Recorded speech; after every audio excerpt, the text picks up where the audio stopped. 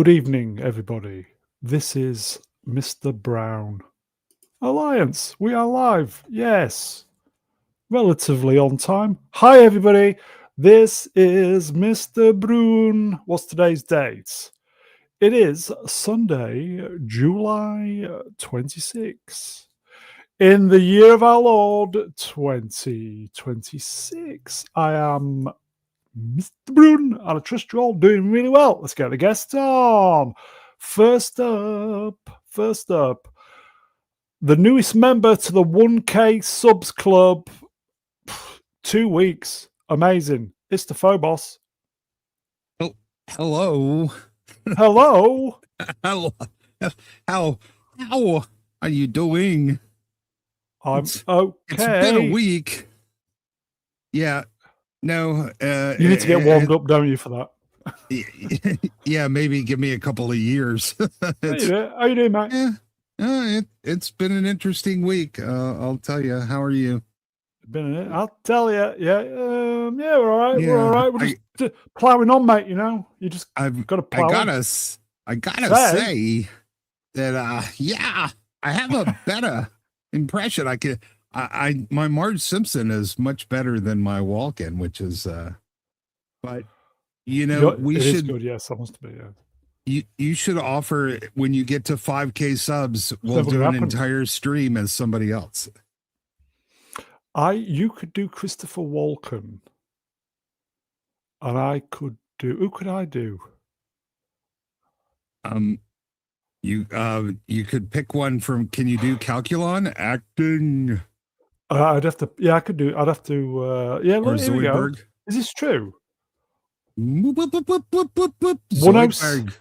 So you've got 60 since Friday.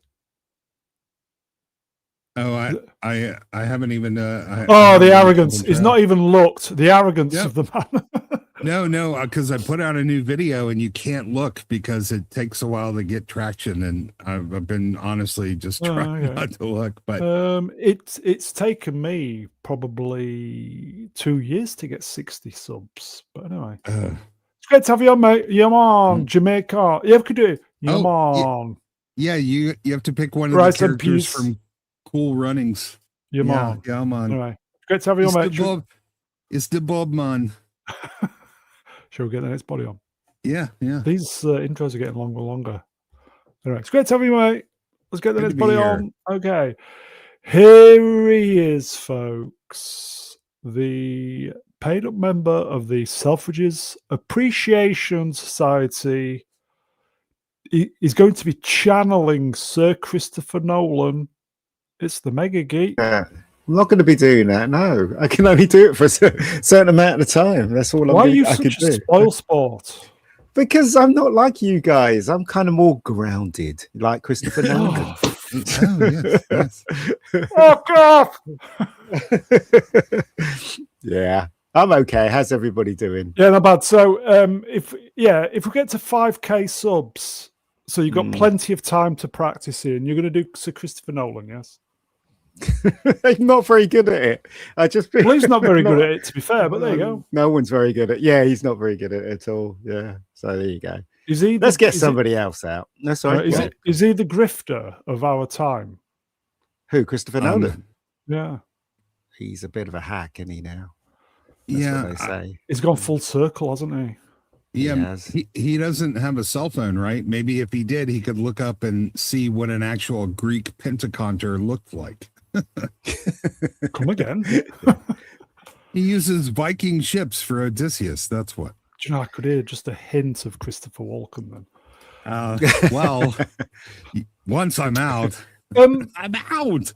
Coming out, what?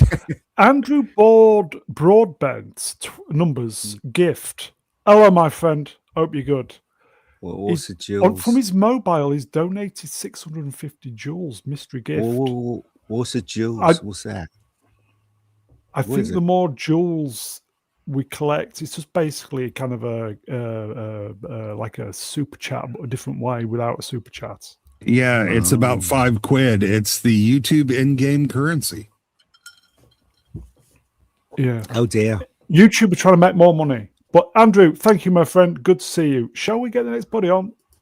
Yep. Yes, let's. Okay. Here he is, folks. The channel's very own Astromech droid. It is Professor Herzog. God damn it! All right. Hello, everybody. Yes. Oh, you don't need to make me do more Herzog. No, we'll save that for Friday streams. Yeah. How are you, my friend? Good fun Friday, wasn't it? Yes. Yes, I'm doing fine. Doing fine. It's been a extremely hot couple of days here, but air conditioning, it's amazing. Can I ask you a question? No. That avatar is R2 looking at a female droid or something? he's certainly excited, isn't he? Yeah. Professor, you're not allowed to mention air conditioning to our friends in the UK. That's just teasing. Don't be I know. mean. You know what? We got to hold something over them. My car, the van, the air conditioning's on the fritz. It's got a leak, so it's not working. Oh, Van's not good with no aircon. Anyway, that would not be good. Yeah. Anyway, it's great to have you on, Prof. I'm glad to be here. That's just it, right? We have more? Oh, I thought it was just us. Yeah. Yes, who else we got? Okay. Here, I say folks too much, but anyway. Here he is, folks. The jester from Leicester. The Star Wars novelist. Don't you know? It is Swap Shop. Hey! Right? Yep. All right. How's the chat doing? You all right, chat? All right? You all right? Yeah. All right. You? Hello to the panel. Hello to the chat. Hello to everybody. Good to see you all. Yeah, how's things? Better, you're right. Oh, thanks very much. That's very nice of you to say. I've been pissed off today, so I'm on the stream now to try and calm down a little bit. Just been messing around. Well, you've come to the wrong place. I've been messing around with AI to try and help some tech problems with my PC. I'm just going backwards and forwards for hours and hours and hours. Oh, no. Yeah, it's very good at running you around in circles, man. I've just experienced that, and I'm ready to nut the wall, seriously, and not in that way. No, but I mean, I've downloaded this old classic arcade game to run on my PC because I've always wanted to own it, and I never owned a console. What's the game? Sega Rally, right? Sega Rally. Oh, nice. Yeah. And trying to get a controller compatible to work with my PC to run it, and it's just because it's old software. It's a brand new computer, and it's a controller from years ago, and it's just everything can't talk to each other, and it's just a nightmare. And apparently, one good thing about the game is that you can create your own custom soundtrack. So if you got MP3s, you can dump them in the soundtrack folder, and you can play the game listening to whatever you want, right? So I thought, oh, what's better than putting some 80s theme tunes in there, like from Beverly Hills Cop and Top Gun, right? You know, that's the Dennis Waterman, yeah. And the one I really, really wanted was the theme tune to Hardcastle and McCormick, because that was amazing. I don't know if anyone remembers that. Yes. That was phenomenal tune. Get Tangerine Street Hawk as well. That'd be good. It's whatever goes with the game. You know what I mean? Anyway, Street Hawk would be good. I thought I can imagine myself racing to that. That'd be awesome. So I did a search for it using AI again. Not impressed with AI. I must have used a crap version of it or something like that, because I ended up finding a music file called Sandcastle on my hard dick, which is something completely different. And really annoyed the other people in the house when I played it. So well, I've given up for now. Okay, the 2 minutes was worth it in the end. You like that? I did, for the punchline. Swappers, there is another. Oh, another anecdote. Get them on. Shall we? Let's do it. Everybody wants. This is the voice of the Mysterons. And in honor of Swappers, hello everybody, this is Ken Donnelly Donacy, don't you know? How typical hilarious. And here's my rendition of the Transformers Bummers in Disguise. But before I even get on with that, beware of the Decepticons, because they will bum you in your sleep. Allegedly! Oh, dear. Never! Hasbro, it's true. Okay. Where's Captain Scarlet when you need him? Which reminds me of that Crystal Gale song, "You've been bumming in your sleep." Yeah, straighten You've up been that listening woman. to the wrong one. You've been listening to the wrong one. Yes, straighten up Alexis behind you, hot dog. She's starting to fall over. I know, yes, because she's... Well, we just had a bit of a session before I started tonight. Here you go. Wealthy woman. These intros are getting long, by the way. We're open for a woman. How do you identify today, hot dog? Well, today my pronouns are Hunter and Schaefer. And then tomorrow, Michelle Yeoh. I'm not touching that one ever again with a barge pole. No, we're not. No, we're not touching that one ever again. No. I want to know. Since she's won the Academy Award, she's done Section 31. What? She's done Wicked Forever, And she will be sectioned very soon. She's done Blade Runner. I just want to know what's that? What's up with her agent? What's going on here? Money. It's money, isn't it? Because Netflix and whoever, Amazon, they pay a shitload. So it's all about the money, mate. It's all about the money. Allegedly. She also did Transformers: Rise of the Beasts. So the reason why is because there's no work in Hollywood. So anything these actors can get, they're going to do it. They're going to do it. Yeah, I actually did a video about that for shameless plug. I know. What's going on with nice Hollywood? plug. Yeah. Nice. Nice shameless. And it was very good as well because I watched all of it and I wasn't bored, not once. So really? Okay, unlike when I was watching. Unlike when I was watching The Odyssey on Friday stream. There you go. Jace, it's great to have you on, mate. Likewise, thank you very much. Shall we do a quick super while we're here? Yes. Yeah, of course we can. Who is that? Is some black person keeps walking into my room?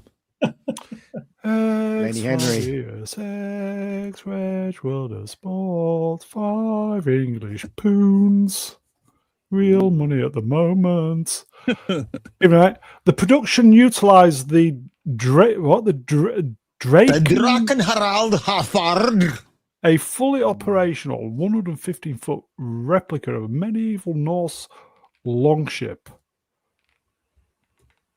There you go. Okay. Apparently got damaged. It got damaged, didn't it? They broke it, and now they're claiming that it was already damaged, even though there's a bunch of documentation asserting otherwise. Yeah, so the film's going to make a bill, and they're too tight to fix it. And by the way, X5SX, which is just great alliteration right there. The reason Jeff Keighley, if you guys know who Jeff Keighley is, they call him Joff, who runs the Video Game Awards every year. The reason why he likes the Odyssey so much because his late father was one of the pioneers of the IMAX camera, and I thought that all makes complete sense now. Ooh, there you go. I mean, Jeff is about the biggest shill there is in the business, but there you go, man. You got it straight from the horse's ass. There you go. We really Moranis. care what kind of camera somebody used. It only meant that no scene can be longer than 3 minutes. And we should be thankful because we would be looking at a 4.5 hour movie if it wasn't for IMAX. So we would have been bored even longer. Apparently, Christopher Nolan wanted to put these actors through hell like Francis Ford Coppola did with Apocalypse Now, except that was the late 70s, Christopher. This is modern day, and you can't recreate that. Nolan is too busy reading his own, sniffing his own poo-poo. Obituary? And that as well. And I'll point out Apocalypse Now was another adaptation of the Odyssey that a lot of people missed that. So there you go. Okay. Shall we get on with this then? Episode 355 Musings, today's day. Oh, that's a great episode number because that's also that film that came out from Simon Kinnard or whatever his name is, the guy that produced the X-Men film with Jessica Chastain and Yaphet Kotto lookalike, Lupita Nyong'o and Diane Kruger and all those, the female 355, and it bombed and it bummed at the box office. Wow. Yeah. On 15 minutes. please like, share, and subscribe. Still desperate to get to 5k subs, everybody. It's not going to happen. Chat, help me out. Fuck's sake, please help me out. Spread it around, guys. Come on, get your family. Come on, you must be on socials. You must have something. I don't know, just write something on a piece of paper and stuff it on a telegraph pole. I don't know. Shove it in a bottle and throw it in the ocean. That'd be good, yeah. Make sure you seal the bottle up. A beggar. Cheers, Ian. Thanks for that. Just saying. We need more channel members. Well, we do, folks. You know what you need to do? Is there? Yeah, one shameless plug deserves another. You know, if you can, please support Mr. Brown. He's been here every week, multiple times a week, without fail, bringing us entertainment that you cannot get anywhere else. So, if you have the ability, please help support our favorite live streamer. You can come back again. Well, I mean, I wouldn't be where I am if it wasn't for you, and I make that clear at the end. No, of every listen, video. mate. It's a collective effort. Yeah, revenue's been horrendous this last few weeks. We need more channel members, everybody. If you're not a member, you know what you need to do. Keeps it going, and also possibly donate from the comfort of your smartphone. Scan the code. We're starting to sound like an NPR donation week stream. Yes. Sorry, Please. folks. Yeah, we just need to do it occasionally. Sorry, folks. San Diego Comic-Con's going on this week, isn't it? Yeah, someone says it's against their religion to support vegan brown. Yeah, but you still watch it, don't you? New poster for Avengers Doomsday. A nude poster. Oh, new. Oh. In theaters, December 18. Yeah, that's real. That's Doom waiting to get into Hall H with the armband that he waited 17 hours to get for. Well, what's up with his? Is it right, left hand? It's weird. Wanking hand. That's weird. Why? Just one looks like he's got performance issues. He's which one is that? Left hand. Well, it looks like he's got a blade or something, doesn't it? I don't know. It just looks. It looks weird. It looks like maybe it was made with, I don't know, AI. It should be straight. It is. Yes, it's AI. weird. It should be straighter with the arm, but it's not. It's pointing down. It's really weird. Never mind. That burp never came out. Do you know what? Hall H over the weekend at Comic-Con in San Diego, it was a bit of an anticlimax because many fans turned up after the fans who were camping overnight, because they're a bunch of campers, if you know what I mean. And they got in, but apparently if you wore a wristband, it was meant to be a guarantee that you would get in. And then they sent this very camp fellow out who didn't know how to publicly speak to people because they kept telling him to turn his voice up. And he was giving them a bit of an au fait excuse that well, you might be able to come in or you might not, but just look really pretty and take some pictures. Oh, look, there's Chris Wall. Real threat. Hello, Chris. Yeah. I feel so bad for that dude, because seriously, you know that like he probably is just not even an employee there, like, right? He's probably just there for the weekend and they were like, hey, you over there that's getting paid $12 an hour, you go out and tell these people they're not getting in, even though we promised them they were getting in. Yeah. Poor bastard. Yeah, I bet that guy didn't get to go in either. Like, he's not. way too low on the totem pole. What do you think happened? Did they give away too many comps and let everybody's, friends and family, and did they fill That's it up most likely what happened. Yeah. Wasn't there a fight in one of the halls as well? I saw. There's always a fight. Yeah, there always is. Yeah. Why? I wonder what it was about, though. It was very brief. So I just heard a rumor, last year was supposed to be the final year of Comic-Con being there, and I just heard that they extended the contract. Oh, wow. Did anybody hear that? No. Wow. Well, isn't that... it's got notoriously bad Wi-Fi there, and these hotels are extremely expensive. You've got to book like 3 months in advance. Damn.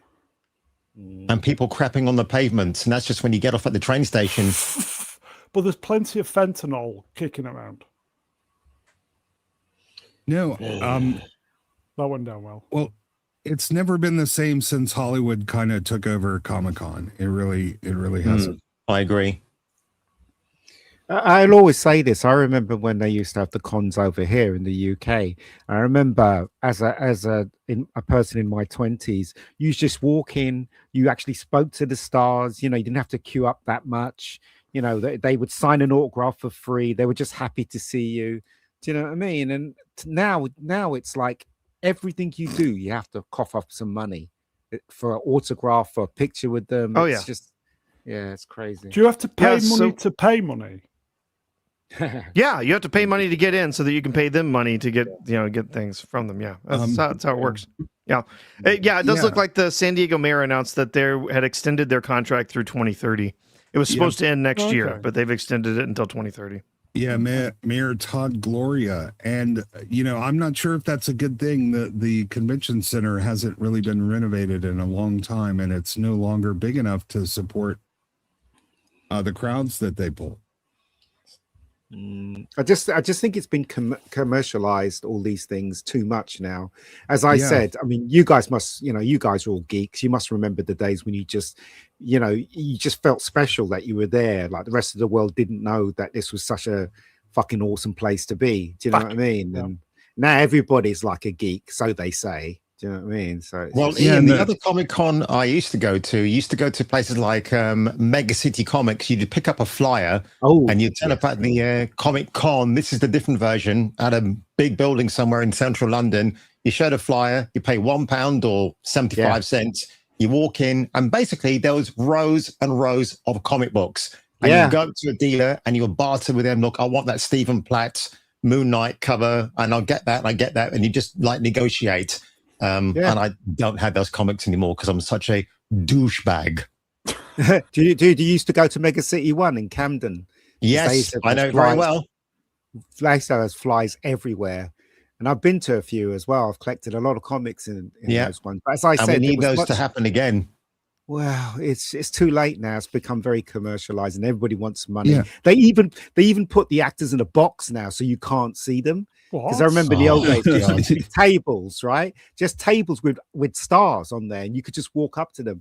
But now the last one I went to, which was like 5 to 6 years ago, they were all put in boxes. You can't see any of them. It was ridiculous. Was it like Deal or No Deal?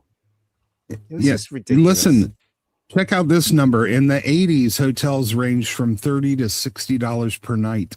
Now it's $250 to $700 a night for mid-tier accommodations. Okay. We need the 1980s economy to return. San Diego itself has just gotten so much more expensive as well. Shall we do the next slide then? Yes. Yes. Yes, please. Rob, anybody see the footage of this? It was on YouTube. Robert Downey Jr. has confirmed that he's watched an early cut of Avengers Doomsday and says it's absolutely fantastic. I think we may have. I think we may have redeemed ourselves. Oh, what? Is he acknowledging the need for redeeming? Exactly. Exactly. What? He's only getting paid $50 million for this film. Do you know what I mean? Let's just imagine he came out and said, "It's not so great and it needs work." Yeah, right. Sure. Yeah. No, he's obviously going to say this is fantastic. He's going to say everything in the world that this is the most amazing film. This is better than the Odyssey. It's the most amazing thing ever. Everyone must see. I mean, he's not going to say it's bad. Yeah. I think I solved a mystery, though. Now we know where all the green from lanterns went. They stole it for Doomsday. Also, right, they know, look, him just saying that, he knows that Marvel's gone off the rails. He's just confirming it now. Yeah, he's admitting it. Yeah. For years, they're telling us it's our fault. There's no problem. There's no problem. Now, suddenly, they need redemption? What's up with that one? Yeah, and Kevin Feige made that. Well, it wasn't even a confession. Like, yes, I'm a bit of a loser. We didn't get the story right for Blade with Mahershala Ali. Yeah, he's a black guy, goes around killing vampires. What's so difficult about doing that, Mr. Feige? Well, perhaps that is a small victory because they've admitted they've on a redemption arc now. Well, you're only saying you're a vegan. RDJ is a vegan. I think there's a conspiracy. Well, I'm not. I'm technically a pescatarian, technically, but I'm heavy into the vegan side. You like bumming fishes, do you? I do, yes, I do. That's pescophilia. They do say that Iron Man's coming back, don't they? They're saying that. Robbie Downey just going to come back as Iron Man. Okay, if I may quickly, I'll just say to the folks in the chat, never go full vegan. Yeah, honestly, trust me, never go failed. Yes, I am failed. They didn't pay him $100 million and build him his own little compound for him not to show up in the suit. I guarantee you he's going to be showing up in the suit. Shame they're not showing up. Shame Steve Rogers not showing up in the Captain America suit, isn't it? That's different, though. Swappers, what do you think? Are they going to redeem themselves? Well, I mean, they've got a lot to make up for, haven't they? After all the shit we've had since Endgame, and all the people they've turned away. I don't know, man. I mean, I think they've probably got a lot of people back on board. Well, I say a lot of people, a few people back on board after this weekend with all the shenanigans and trailers, but there's the stuff that they've shown so far, or leaked out, or whatever, or that's been sort of off-screen recorded by people in the audience in Hall H, is probably going to pale in comparison to all the AI videos that we've seen over the last 3 or 4 days. There's been a few, yeah. There's so many. I must have seen at least 5, right? And you can't tell anymore whether they're real or not. I just think, like, I watch all these videos and just think, I don't actually need to see the film anymore, right? Yeah. So much fighting between all these characters. There's no way they could live up to this in the actual movie. So the people that are making a movie must see all these videos, and then just must think, what the fuck? What's the point of releasing this film now? It's never going to match up to this. But what are we going to do? There's probably, but they're committed now. They've got to do it. So, and these things are just going to keep getting better and better, and they're going to keep getting released right up to the release point of this movie. Yep. So people are going to have their fill with AI stuff before they even see the film. But at least the characters in the AI videos have shadows underneath them. Yeah. Here you go. Ashen Prism Wrenched. Evening, my friend. This is me. Haven't seen the last 10 Marvel projects. Good for you. I mean, you're probably better off. Apart from the Marvels, which was probably about it. You are definitely better off. And the thing with Kevin Feige, when somebody asked him about Secret Wars, which is going to be called Secret Wars, he referred to the Hickman run. Why not go to the 1980s Secret Wars? Yeah. Because you could easily make a period piece set in the 80s and bring people in, have the OG characters looking proper OG. Everything they've been adapting is from all these all new, all Marvel rubbish, garbage. Yeah, just crap. Because they want to do it. That's why they want to actually secure the message. That's what they want to do. So there you go. There you go. Atlas Blue numbers, new face. Oh my! It's a real shame the big Western superhero franchises are in the shitter. The big Japanese franchises are blooming globally and are overwhelmingly critically appraised. Bleach, I don't know what that is my fave show. Yeah, it's Bleach: 1,000-Year Blood War, which is the latest chapter of the Bleach story, supposedly the last chapter of the Bleach anime story. Please. And yeah. No, it's actually it's very, very good. Yeah. 1,000-Year Blood War. Speaking of Japanese things are great. Ghost in the Shells had a bit of criticism because apparently people aren't happy with the redesign of Major. Yeah. But people are still watching it. I'm looking forward to Reacher. So I saw the trailer for Reacher today and I'm like, I'm there. Looks fucking awesome. Yeah. Yeah, he's in another film, Alan Rickson, which I'll talk about later on. Which I think you'll all want to go and watch. This makes you wonder if Hollywood isn't putting pressure on the payment processors to put pressure on the anime companies. You know, they've been waging war against anime for a couple of years now. Yep. Okay. And gotta wonder where that impetus comes from. Okay, Alan Richardson has been doing the rounds with some interviews, and now I'm never going to watch Reacher. Oh, interesting. He just needs to shut his gob. Avengers Doomsday had the third biggest 24-hour kickoff for any film post-Coof at the domestic box office, despite having no access to IMAX. Fewer screenings available are being, over 4 months away, only behind Spider-Man No Way Home and Spider-Man Brand New Day. Well, the thing is that this Doomsday was not made for the IMAX. It's for Infinity Vision, remember? Infinity Vision. Oh, yeah. They're making the same mistake as DC, and they're just cramming everything into this film without actually giving us, characterization and stuff. Because the reason why the Thanos thing worked is because it was across all those films, and then it climaxed with, Endgame. With this, right, Doctor Doom, we know nothing about Doctor Doom at all. So we're just going to be thrown straight in there with them, with all the clips that they made up and stuff. You're going to be told. We're going to get long exposition, just like big speeches telling us how scary he is. That's what we're going to get. We've already heard it in the 2 trailers that have been released. The one that was at Comic-Con, the one that came out publicly. We just get people telling us how scary Doom is. We don't actually get to experience anything about the character, to actually set us up for how dangerous this threat is supposed to be. We're just going to be told, this is a threat we've never faced. Oh, he's so scary. Oh, yeah. I wonder if they're depending on all of these AI videos to do that characterization for them. But they're clearly... Oh, sorry, go. Sorry.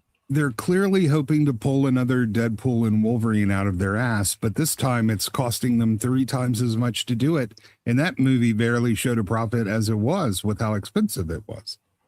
Anybody see the Rings of Power with those 2 girls kissing in the trailer? I'm like, yeah, you had to push it. 2 minutes. You had to push it. It's bloody stupid. Anyway, whatever. Yeah, the message is alive and well. Yeah, we all know how Tolkien felt about that. That's just... yeah. I haven't actually watched the preview, though. I'm so over Rings of Power. I can't even begin to talk about it. Well, every time Sophie and Betsy, the black midget, turns up, I can't stop laughing. Hello, I've come to make you some Guardian rice.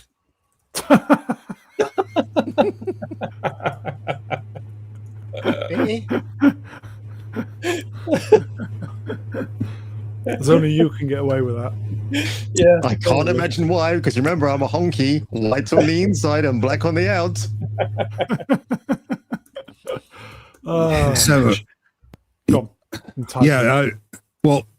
They lost 63% of their audience in season 1, and that's exactly the amount of people that showed up to season 2, and then they lost another 50% of those. So there's really nobody even around to watch this show.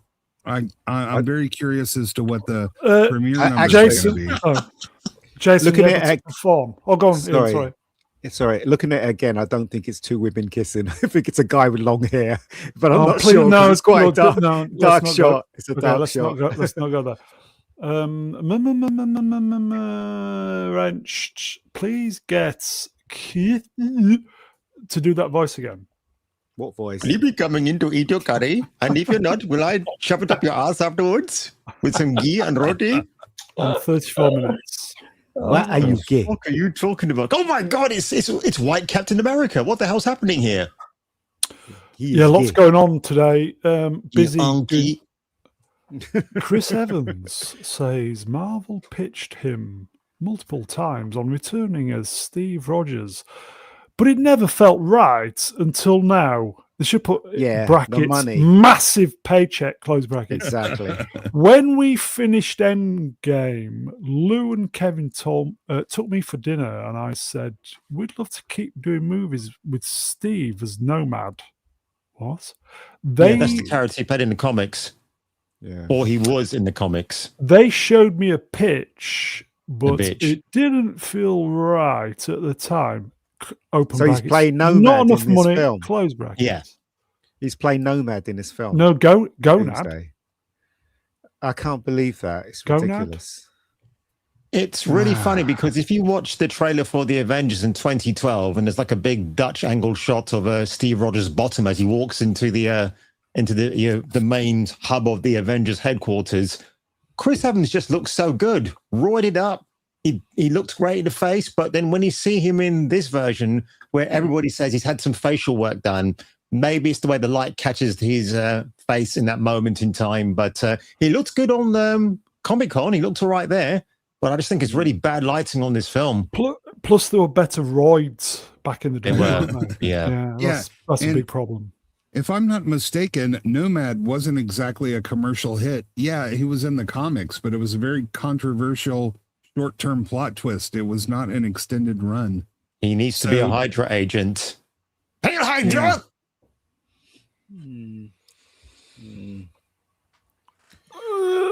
Lag, here you go. Side effect, legend. Be asked. Yes, wrenched.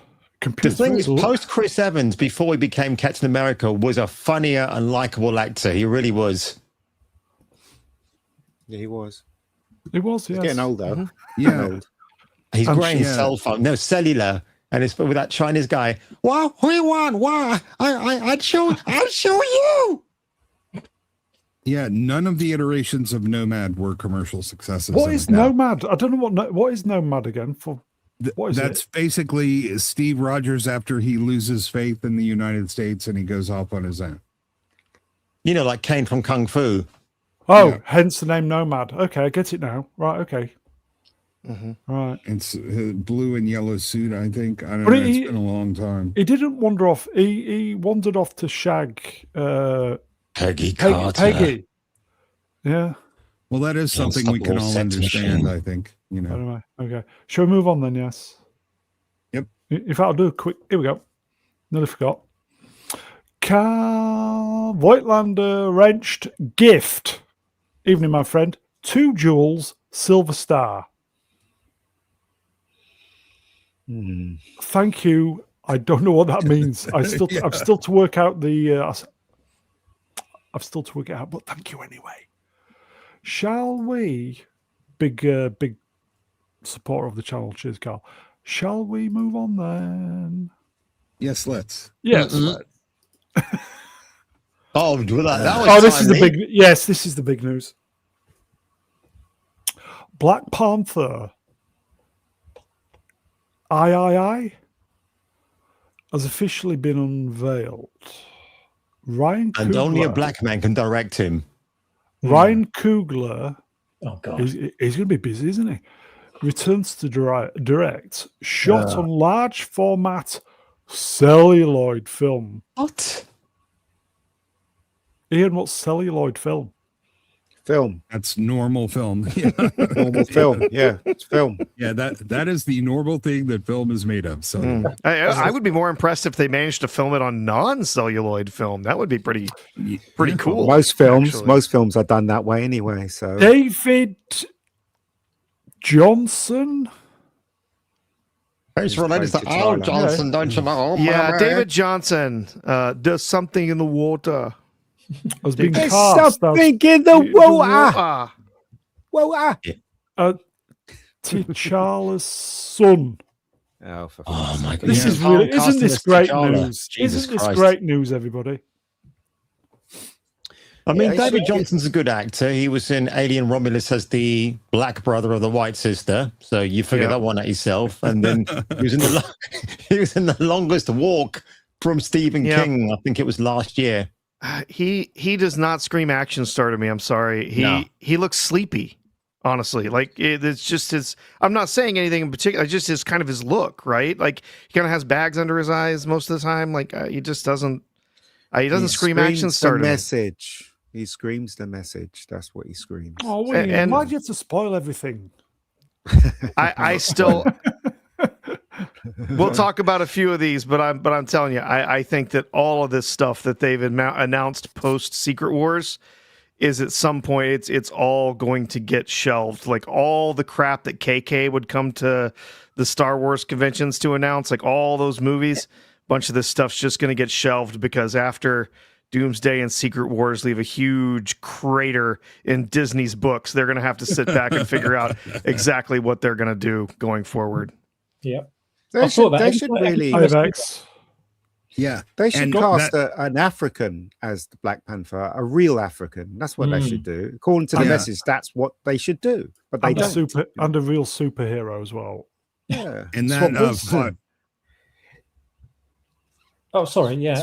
No, every time I see any announcements like this at Comic Cons like this or big events where they show, oh, this is everything we've got planned for the next decade, phase 10, phase 50, whatever, you know, and they bring out all the names and titles and logos and whatever.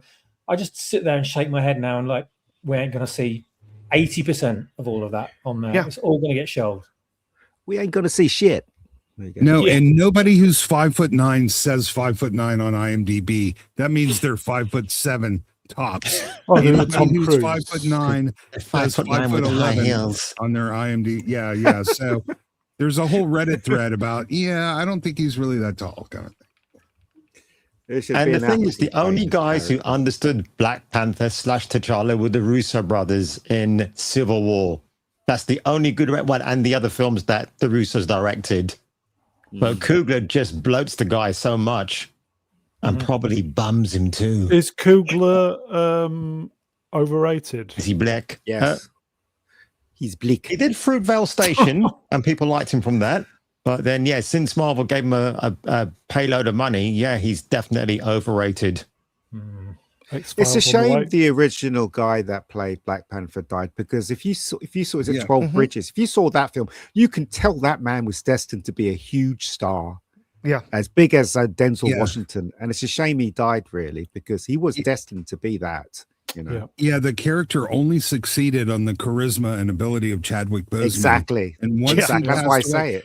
The film is incredibly flawed, but it still works because the guy is just really good at what he does. And because of him, you really see the flaws and the emptiness when he's not around. And I just don't think they're going to pull this one off either if they get the chance. And I'm not sure we're looking, Professor's right. After Secret Wars, I'm not sure we're going to be looking at any movies anymore. Didn't see number 2. Cheers, Swaffers. Oh. Show them that picture if you can. It's hilarious. Actually, looks like me more so than Roland Gift. That's for sure. Oh my God! Hello, everybody. Captain Kremen here for an exciting new edition of Mr. Brown's Alliance. Shall we sidestep then? Yep. Cat's going mad. Shut up, Cat. Yeah, you're right. This guy, is this the before or after shot of him falling asleep? I don't know. He's in the middle. I am David Johnson, and I come from West Africa. He was cast as a new Black Panther 6 months ago. Half cast? Coogler called me and said, he's the guy. I felt it. It felt like my soul. He's a good man. And he's the next Black Panther, says Kevin. Oh, no. Anyway, Kevin. He's supposed to be T'Challa's son. God, he grew up quick, didn't he? Yeah. Yeah. In South Africa, do they call it the Kaffir Panther? Oh yeah. I wonder if they do. Lethal Weapon 2. Yeah, Lethal Weapon 2. My house, you Kaffir lover.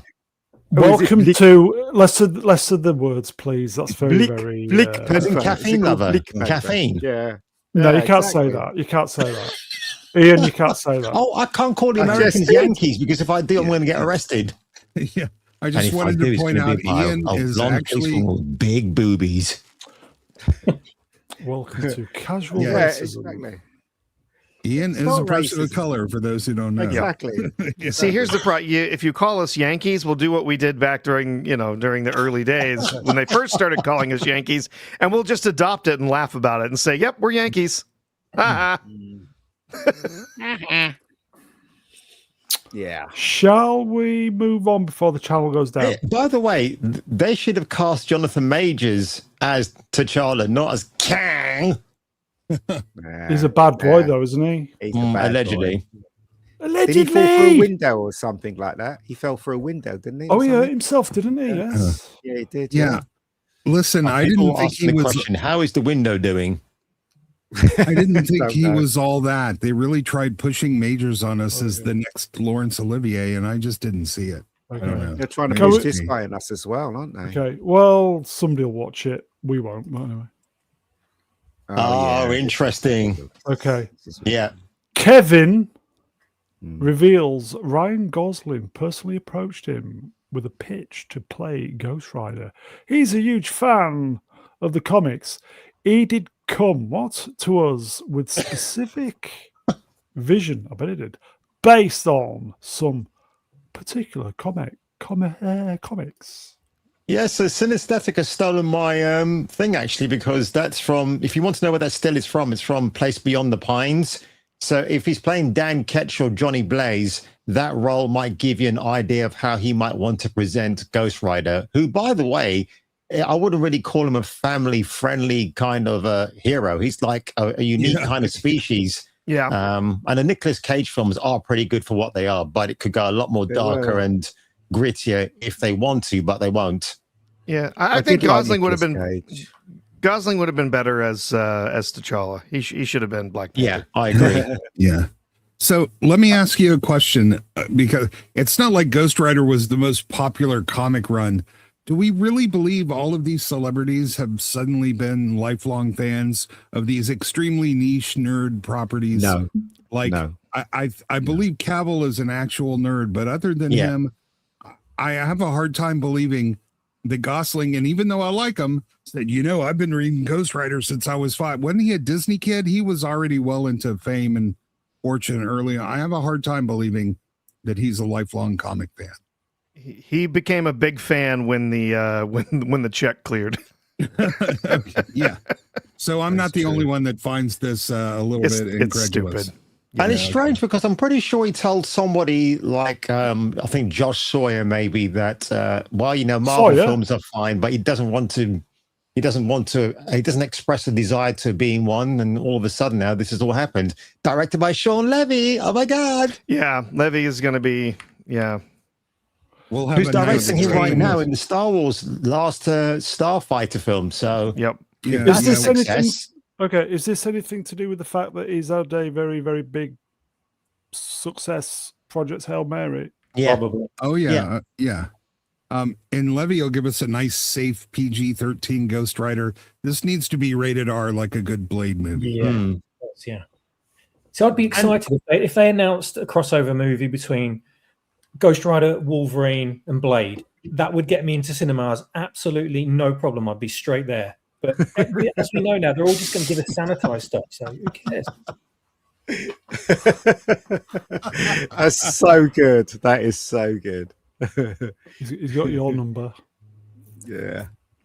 I don't think this is. I look, seriously, I didn't mind the Cage version. I thought he did, he did his best, and they did their best at the time. I don't know what this is going to turn up. The message is going to be riding through Ghost Rider. See what I said? See what I did there? But anyway, it's going to happen. It's going to happen. So. But apparently in Agents of S.H.I.E.L.D., which nobody ever watched, I did. They called him Ghost Driver in that series. Is that true? Yeah. No, they called him Ghost Rider. Oh, okay. Oh, okay. We've got a super chat. We'll do a quick super chat. New face, Kingdom, 1996, SKC. Evening, my friend. England were the best team in the thing. 5 boons. Thank you, my friend. David Johnson was excellent in Agatha Christie Murder is Easy. Good actor. Is he talking about the new Black Panther fella? Is that his name? Oh, I see. Okay, well, just because he's a good actor doesn't necessarily mean he's a good fit. Like Brie Larson is a good actor, but she was the wrong fit for Captain Marvel. Only as good as the script. His character's probably going to get told off by the female Black Panther, isn't it? All the way through, you know what I mean? Telling him off. That's what's going to happen. You know what's going to happen. Don't trust Marvel at all. Don't trust them. I think it's a sidestep. Please. Ghost. And by the way, the Nicolas Cage Ghost Rider films, which film company made those? 20th Century Fox, I think. Oh, really? Wow. Yeah, it would have been Fox. Ghost Rider releases in theaters at 28 minutes past 8 in the evening, starring Can't wait for Ryan that. Gosling and directed by Sean Safe Hands Levy. I mean, though. Why don't they get proper? No, we know why they don't get proper. Why don't you direct it? If I directed it, it would be fucking awesome. That's all I Why? can say. Because they're not offering it to me. That's why. If they offered it to me, and they why went, would it be awesome? because I'm a great director and I know exactly what I'm doing. So there. But if they came to me and they went, we want it woke, I'd go, yes, okay, fine, give me the money. Definitely. At least you're honest. I'll give you that, Ian.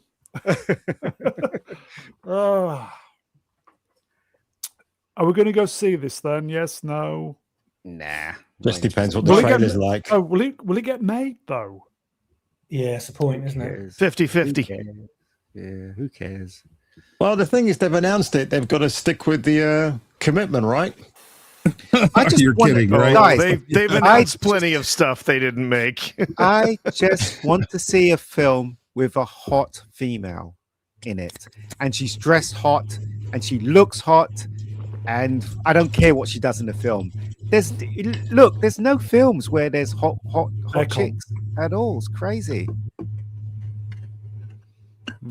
Well, listen, It's not just films though; it's going into games and stuff as well. I just saw Kung Fu's latest video, and he's covering nice Halo. plug, shameless plug, nice. And yeah, I was just nodding all the way through it. I was just thinking, my God, what a state gaming has become nowadays. I just remember not so many years ago, you could be guaranteed to switch on a game, May Cry 5, and they'd be full of gorgeous ladies in it, and you'd just be sitting there just doughy-eyed, looking at all the lovely curves and whatever, and and now you just turn it on and you go, "That's a man!"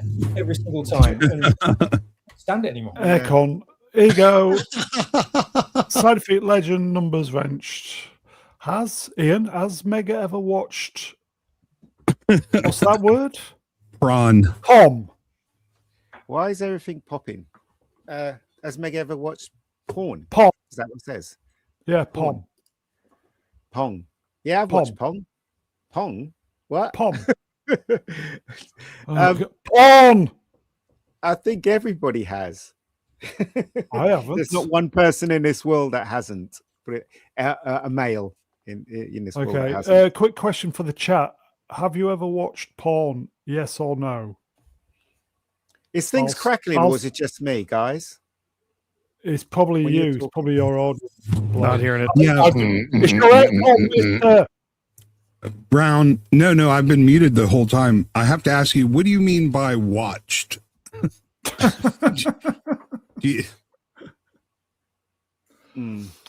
Does it count if it was less than 5 minutes? If you 30 just seconds scroll in my through X, case. you're gonna see it. Okay. Shall we move on then? It's getting a bit silly now. Shall we move on? Hold on, stop. What? No, are you getting crackling, guys? Anyone getting crackling? So I think it's just you. No, not anymore. Just That's me. what- I'll come out. Yeah. Come out. That's what I get all the time. The audio starts breaking down. I've had that twice this I'll evening. I'll come out. It's you. All right, Yeah. all right. Okay. Shall we move on then? Thank fuck for that. He's gone. Thank fuck for that. Yeah. Dude had no idea it was Ryan Reynolds, the magic of the con. Anybody see the video? It was really good, wasn't it? Yeah. Oh, yeah. In denim It's a as well. That was Clever outfit. Yeah. With Double- the double denim. yes. All right, Ian, you're back. Canadian tuxedo version of Deadpool. Yeah, I'm not sure I buy the fact that nobody knew it was him, somebody of that stature going down to Comic-Con and We don't even know, getting a though. ticket to get into Hall H. Oh, you don't know though. It's Hollywood. Nothing is ever what it appears to be. That is true. And Are you back now, Ian? Yeah. Can you hear me? Yes. Good.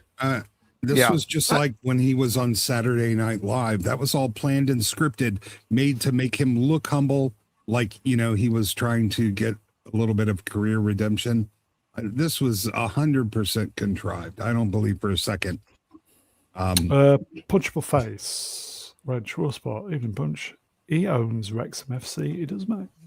Yep. Yeah, I don't know. I've heard stories of other celebrities going to the con in full costume, so they weren't recognized, and they could walk around and do stuff. So yeah, I don't know. And but you're getting telling it me to that this Hall guy H- that was got the roving microphone didn't recognize Ryan Reynolds' distinctive actory voice? It's quite easy to pick up. Yeah, and even being able to get into that hall and getting next to the guy with the mic, getting a chance to speak.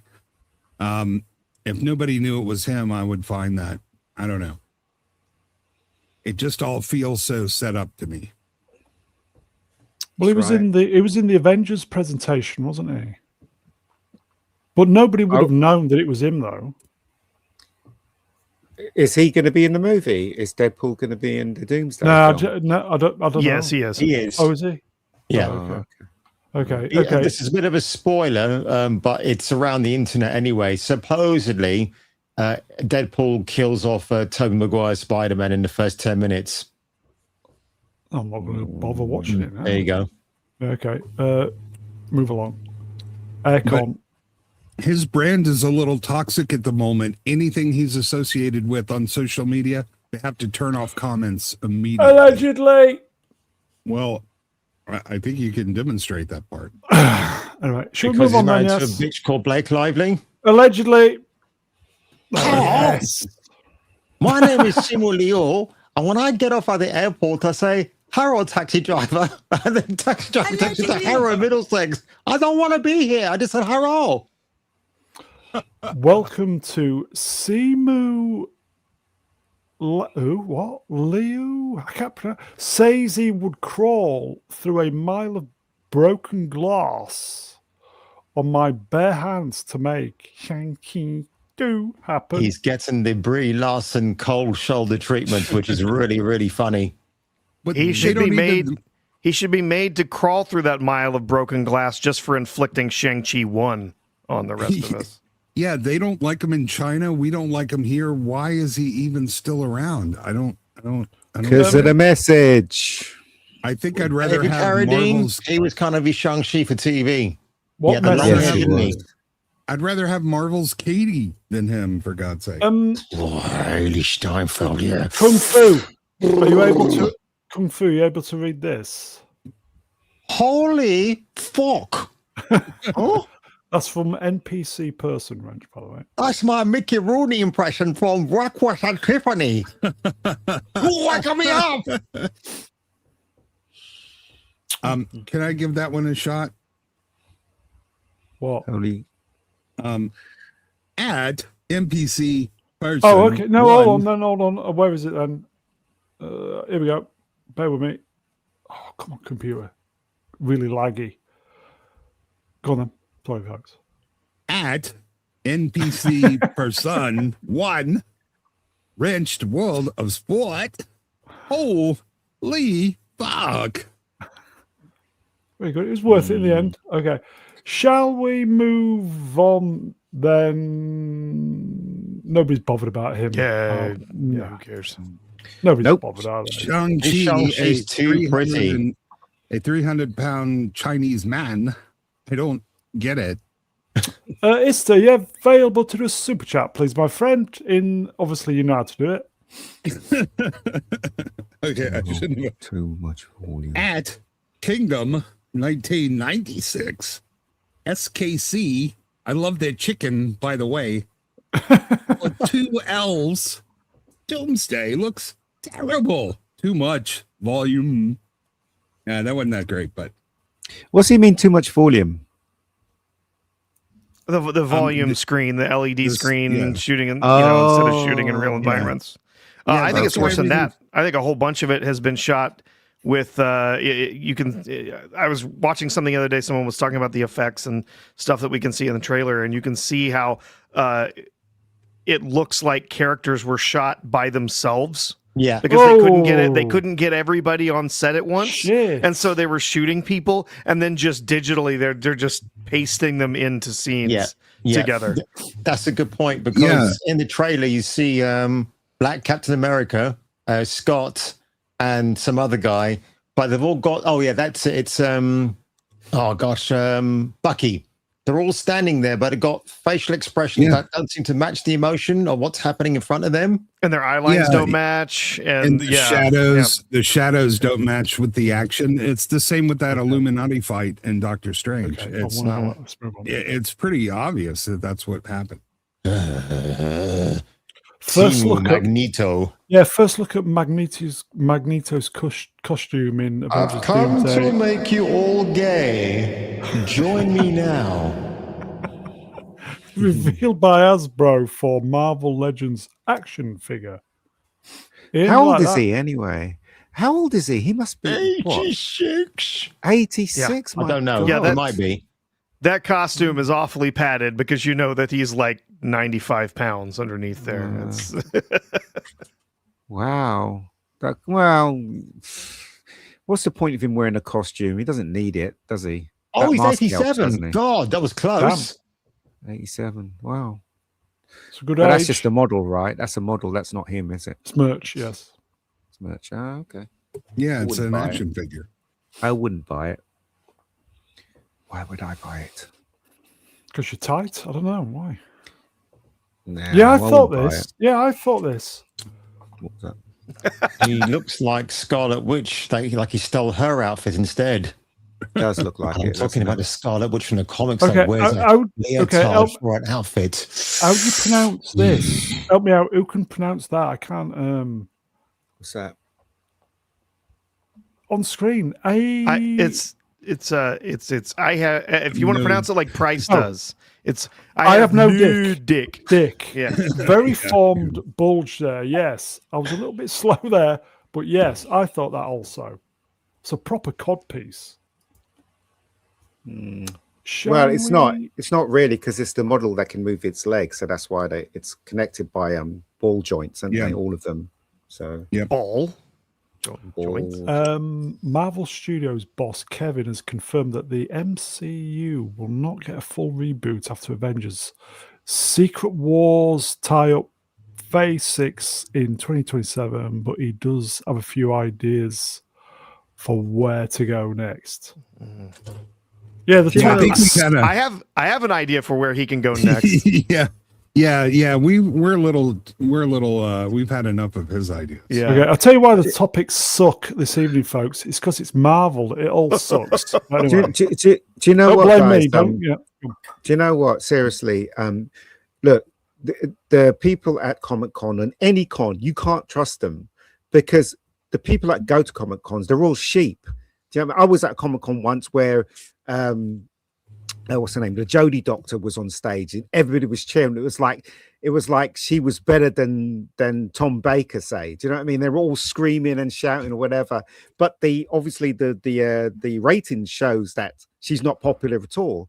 So when you get stuff like this and you see video clips of that and people are cheering and screaming and stuff like that, you have to wonder whether some of the crowd have been brought off to do that. So that's what I'm saying. Yeah, they're all plants. Nothing. Oh, you can trust nothing at Comic Con. They're all plants, or they're just crazy super fans. I get a lot of these people to get into Hall H have slept there for 2 days straight to make sure they were in the front of the line to get in. It's absurd. So someone was I was having a conversation with someone trying to tell me that Doomsday was going to be this massive hit. It was going to make $2 billion in the theaters and whatever. Because I was saying that no, I don't think it's really going to make that much money. I think it's going to make. I doubt it's even going to make as much as they spent on it in the theaters. It's not going to do well because it's going to be terrible. We already know exactly what the plot is, and it's awful. We've seen clips of it, and they look terrible. And we've heard stuff from behind the scenes that this movie is falling apart. They can't even edit it together into a solid film because there's so many arguments about what scenes they're going to keep and what they're going to throw away, and how long can they make it and whatnot. It's gonna bomb. It's gonna have a huge opening weekend, and then everyone's gonna know how terrible it is. But they're like, did you hear the people in that hall? They're just screaming. They're so excited for this movie. Everyone is gonna go see this. And I said, that's a con. The people that are there are all crazy. Yeah, it's not even the people that waited in line. It was a whole other crew of people that were snuck in. Yeah. through the back door. And this isn't even organic con attendees. No, this was a curated audience that was let in through the side door while the real fans had to wait out in the hot sun. It is odd, isn't it? Okay. It really is it's odd. nuts. Shall we move on then? Mm.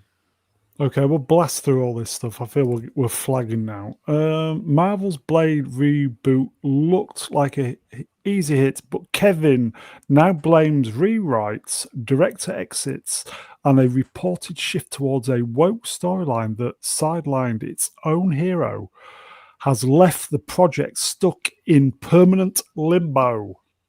Well, we all know it got stuck in permanent limbo because they tried to shove the woke into it. And that's the reason why the main star was like, nope, not doing that. And then it just threw everything off. Yeah.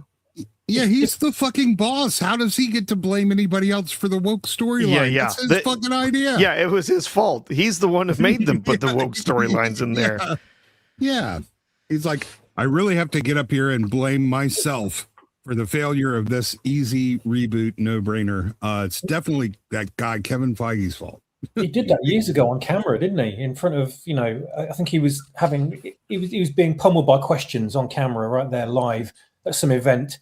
And they were asking him about some kind of, having females or women priority or something like that. And he was just sitting there nodding at, oh, yeah, I think that's the most important thing. Yeah, absolutely. Yeah. And whether he believed it or not himself is irrelevant. But he was promoting it. He was there front and center to say, yes, that's what we're doing in the MCU. All this crap is because of him. He's the one that should say, whether that sort of stuff gets entry into the MCU or not. It shouldn't get past him, and it did, and he prioritized it over everything. So all of this shit is his fault, and he's actually admitting it right here as well. Yeah, he's the one that fired the director and ordered the rewrites. He's acting like this wasn't all, out of his control, out of his hands. Dude, you own all of this. All he had to do was get Snipes back for one movie. Yeah. I would have been okay for the fans, yeah. Yeah, I would have been okay with Mahershala Ali. I think he could have done it, but they wouldn't let Blade go around killing vampires, which is the whole point of we heard the quotes from him too, like, oh well, we didn't just want to put a guy in a leather jacket and have him kill vampires. It's like that's all we want. That's all we want. We just want to see a badass. We want to see a black man in a black coat running around with a sword, killing vampires. That's all we want. It's not complicated. Yeah, you can still watch the Venture Brothers, and they have a Blade parody character. They do, yes. Way they have more a great fun Blade in there than anything Marvel will make. Yeah, because they've linked. Awesome. They've linked the word to masculinity. They've linked that toxic word with masculinity. It's so stupid.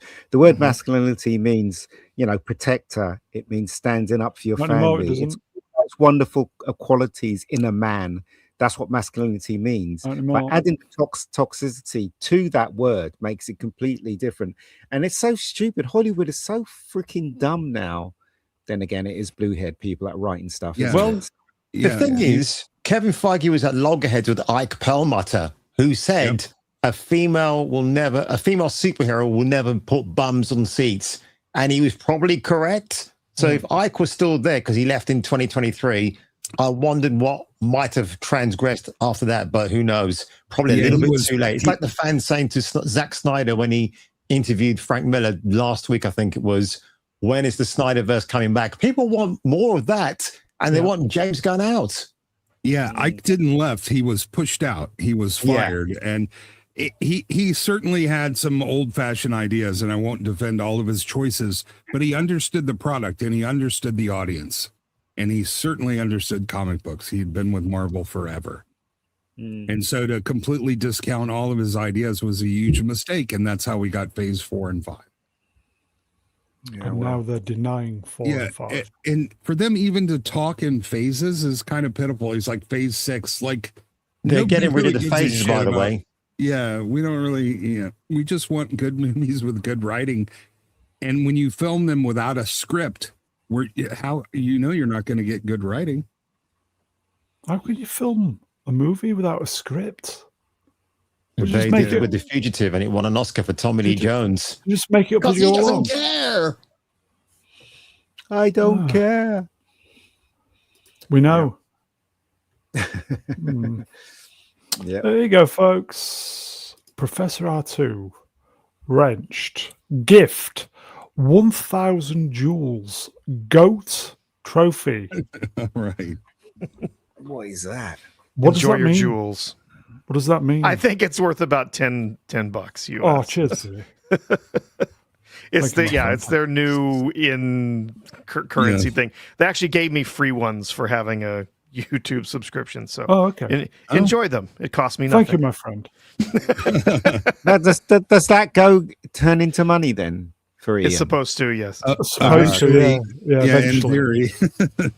Okay. Shall we move on then, folks? Probably more of this. Yeah. I think Other stuff did happen at Comic-Con. yeah, okay. Sorry, folks. I think I overdid it on the Marvel stuff. Sorry.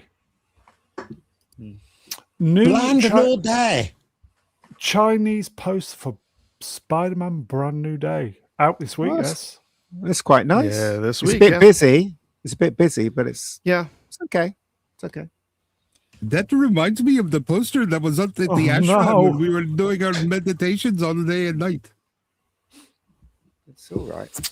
It looks When like you a go- face, doesn't it? With a Does it? spider. Yeah, so his legs are the eyes. It's a lotus Yeah, blossom, It's his isn't it? nose. Yeah, it looks a bit. Yeah. Yeah, it's very Mandela-esque as well. That's why I engaged in the casual race. You're going to see this, Ian, Wednesday, did you say?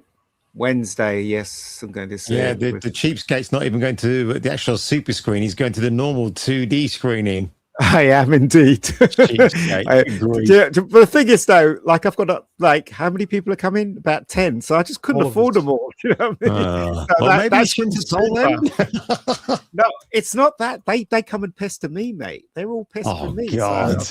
I've got to go with them. It's crazy. Yeah. Yeah, I Well- want to see it on the super screen. Definitely want to see it. But Yeah, it's not going to I happen. actually think the design is kind of appropriate for the Chinese market. It definitely has that sort of feel to it. Arthur, Spider-Man. That's Japan, but An Arthur Toyota. but all the silky weaving things in the background arranged like a mandala. That's very familiar culture. Free Nelson Mandela. Are we all going to see Speedy? I'm going to book the ticket Mandela. tomorrow. Yes. Yeah. I'll be seeing it. I think the chat's 50-50 with seeing it. Chat, are you going to see it?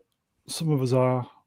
Yeah, I know what's kind of putting off some people because Florence Pugh is meant to be making a guest appearance as Midget Black Widow. And people are getting put off by Sadie Sink as possibly Jean Grey. I've got nothing against Sadie. I think she's good as an actress. Not because of Stranger Things, because people think she got cast because of her popularity on there. As a standalone actress, she's pretty good. And she's likable. I would just like to have Spider-Man in my Spider-Man movie. Is that too that's much true. to ask? That too. And an actual Mary Jane Watson. It looked like, is there some red ninjas in this movie? Yes, probably the hand. The hand. Yeah, the hand will be in this. And but here's the Tom Holland was in an interview and actually said that Sadie Sink was not playing Jean Grey. Which is what had been rumored heavily, and that she's not in that she's actually somebody else. It's a big question mark on who she's playing, isn't it? So yeah. I'm still going to say she's Mary Jane. I think she should be the real Mary Jane. There's MJ, but then they're actually going to put an actual Mary Jane Watson, and So he's not going to is he in university now, or is he just given up all the education? Peter Parker. He's working at No, she's McDonald's. at uni. Film. He's in uni. He should be, yeah. Yeah, All right. It looks like he is because he appears to be in classes in one of the at least one of the trailers. Yeah, but because if that's right, then yes, if she did play MJ, she could be one of the students in university, the real MJ with red hair. But they're not going to do that. I don't think they're going to do that because they want Zambuga to be MJ. Yeah, so Michael, Yeah. she Just read could the play 1970s comics instead. Zambuga could have played Michael Jackson. wouldn't be I surprised. mean, it's really if they cool did with a the sequel. comics because Peter Parker and Flash Thompson are roommates at uni, and it's kind of funny because Flash Thompson used to give him hell at school over Liz Allen, and now they're all like great chums, not bum chums, because that's a different version altogether. Yeah. Yeah. Okay. Shall we? We'll just do a quick sidestep. Just This a is so quickie. Marvel heavy, man. I can't. Oh my Yeah, god! sorry, sorry, folks. I've overdone it. Obviously, because of Comic Con. Zendaya eats curry, and it shows in this picture right here. Zendaya, when asked if fans will cry watching Spider-Man: Brand New Day, yes, I cried multiple times. I bet she did. Because her character dies, probably. She cried because she saw her check. Breaking through desperate circumstances to embark on a new life. That's what the poster says. Tom Holland, Zendaya, Mexico City, Spider-Man: Brand New Day fan event. There you go. Shall we move on then? Yes. Mm-hmm. He looks like he's dressed for the funeral. The Odyssey holds strong worldwide. I think this is a typo. Coom. It's supposed to be cumulative. Short for cumulative. Oh, is it? Okay. Near 640 mil. Toy Story 5, third pick. Something to cross 1 billion. Yeah, year to date. Yeah, it's the third film this year to cross the 1 billion mark. Yep. Wow. That's so crazy, message films are doing well, Ian. It's for the cinema. Well, my film's doing really well. Elon Musk has given $100 million, or is about to offer it to Mel Gibson to remake the Odyssey. But you should just give him $50 million and say, make a low budget Odyssey that will make much more than that in the box office. Ian would do it for 10. Oh, yeah. I asked Chris and he said I'll be making 20% off the box office. That's what I'll be making on this film. And then we have Moana. Everyone. Wow. Yeah. Then we have Moana that hasn't even made back its budget yet. It's not even. Oops. It hasn't even made as much in the theaters as it cost to make. That's crazy. I hope this film flops big time. I hope it doesn't reach the middle when it comes to the budget. Bloody Odyssey. I don't want it to be a success because of the best. I mean, it is already past the 640 mark. I still think it's gonna just fall off a cliff after Spider-Man comes out. I think Spider-Man's gonna eat up all the ticket sales. It's gonna eat up all of the the news and everything. But I mean, it's still gonna do some business after that. But yeah. And honestly, I think it's pretty front loaded too. I think a lot of people have rushed out to see it. And so it's gonna start falling off pretty hard after that. But so maybe it makes it to $1 billion. I don't know. I don't think it will, but no, we'll see. Isn't this already $100 million check for Nolan?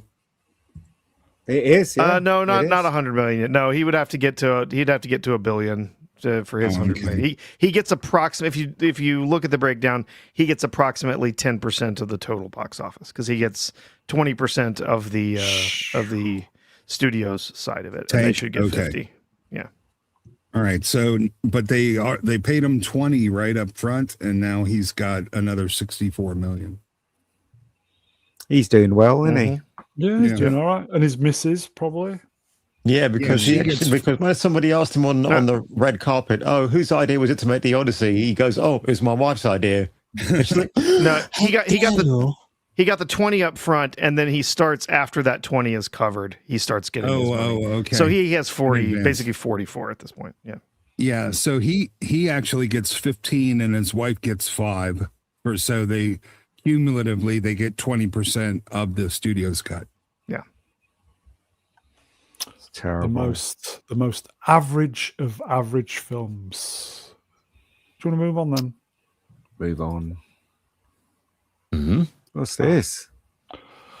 Amazon MGM Studios green lights RoboCop series for Prime Video. More like RoboCock. Oh, can you read that? I can't read those. These are the people involved. Who can read? I can't see it. It's very tiny. Peter Ocko, showrunner, writer. James Wan, executive producer. Michael Clear, executive producer, and Ed Neumeier, executive producer. So they got lots of producers. Yeah. No real creatives, though. So, yeah. But that's a relief. I was thinking this was the cast. So thank God. Is the showrunner gay, by the way? Oh. No, you got to ask these questions because the answer is they're all, I'll just at least partly performatively. Oh, really? They all are. Really? They were gay Well, in the interview. We're gonna get crap then, aren't we? We're gonna get And rubbish. James Wan is Ozempic in the face. We're gonna get crap because it's being made by Amazon. Of course.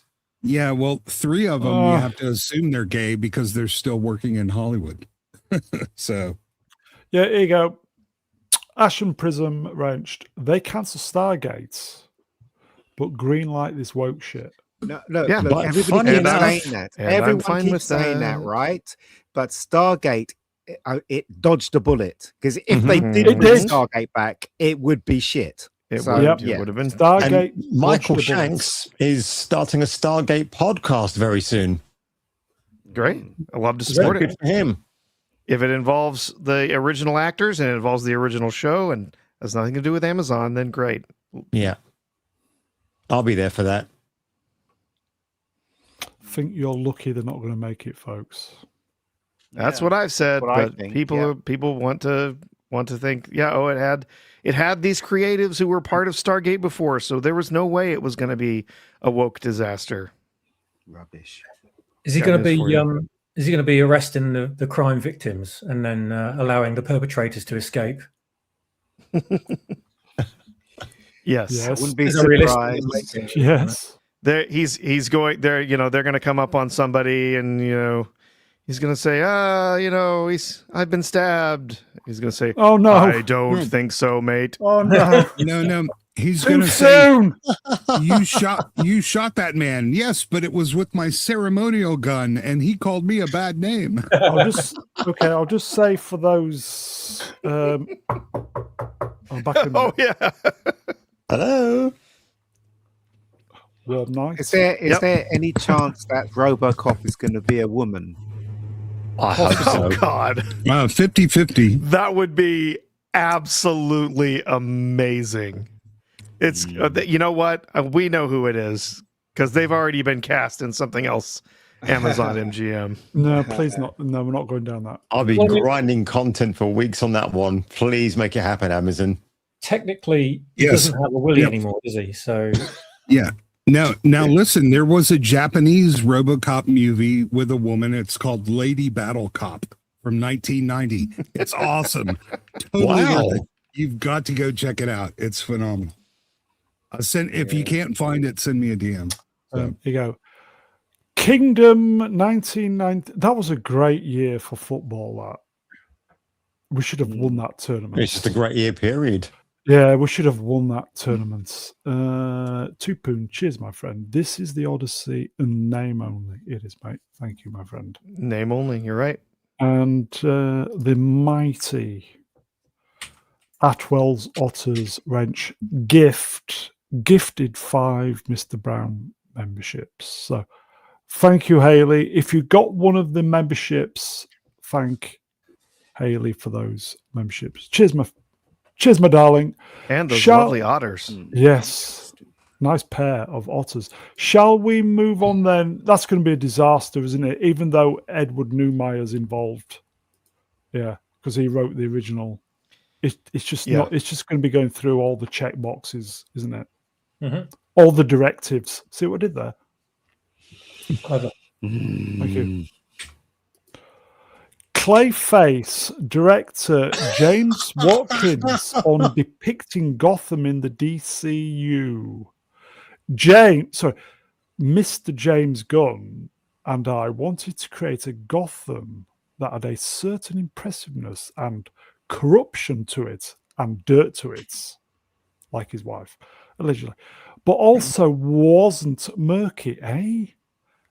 I like to have some colour in the film and in the universe. Hey, what does that mean? Skin color. Hey, Because Was that it shot- trailer that didn't convince you was bad enough already. Yeah, was it shot in Liverpool? They already have a Gotham, and it was on their absolute best TV show that they've ever made for the There you DC. go. Yeah, I thought this. Ruddy Wrenched, hello, my friend. Filmed in Liverpool, yeah. I mean, they've got to stop Gunn now. After the flop of Supergirl, they've got to literally put the brakes on what he's doing. Otherwise, if they don't, they're so stupid. If they don't, they've lost a lot of money. They should say, "Gunn, sorry, mate. Here's your pink slip. Go away. Well, he's contracted though, isn't he? But that's not the point. The point is, right, they should no? look, if he's contracted, right, and the films are flops, why would you spend more money on investing in Batman and whatever he's going to do? You would stop it, wouldn't you? As a business, you'd go, no, let's stop that money because we know it's a big waste of time. Let's just stop it and just make an excuse until he leaves, until the contract's up. Imagine if they Batgirled Superman, Man of Tomorrow. No, they're going to let that one go. Nah, I'm sure contractually, Gunn probably has something in there that they have to put it out. But that doesn't mean it can't be his last film. Yeah, they need to start changing how they do these contracts. I got to tell you, because how many times have we heard, contractually, they're bound to lose another $200 million. Like, they need to change the contracts. I think if I'm going to make a flash prediction, one of my famous predictions, I think if there's one movie that actually could be half decent, it's probably going to be this one. Maybe. Yeah. Well, I think the rest of it's going to be shite, but possibly this one might be okay. But, Jason, was it your video that I watched where you mentioned, or at least highlighted, the girl bossery going on in this trailer? It was the girl bossery, like every other shot in the trailer. It's a black chick this, black chick there, and she's the diverse hire that botches his operation. I'm like, oh my God, are you kidding? I want to watch a Clayface trailer, not whatever that thing is. Okay, it might not be. It might be shit then. It's got a lot of views, despite being copyright claimed by Warner Brothers. To the extent that this is good, it's going to feel like it belongs in the Matt Reeves universe, not the DC. Well, what are we talking about? It's Clayface, a villain from Batman. Why are we highlighting a secondary person from the Batman universe? Not even a secondary person. It makes no sense why they're doing this. Maybe it's sponsored by Play-Doh. I don't know. Ian, the movie was already ready, if not made, when Gunn came in, and they just slapped the DC veneer over it. Yeah. This was just a regular horror movie that had nothing to do with DC, and they decided to basically, co-opt it. It's a Darkman reboot, and they decided to turn it into a DC thing. There you go. Like it. Kingdom 1996. Clayface looks better than other.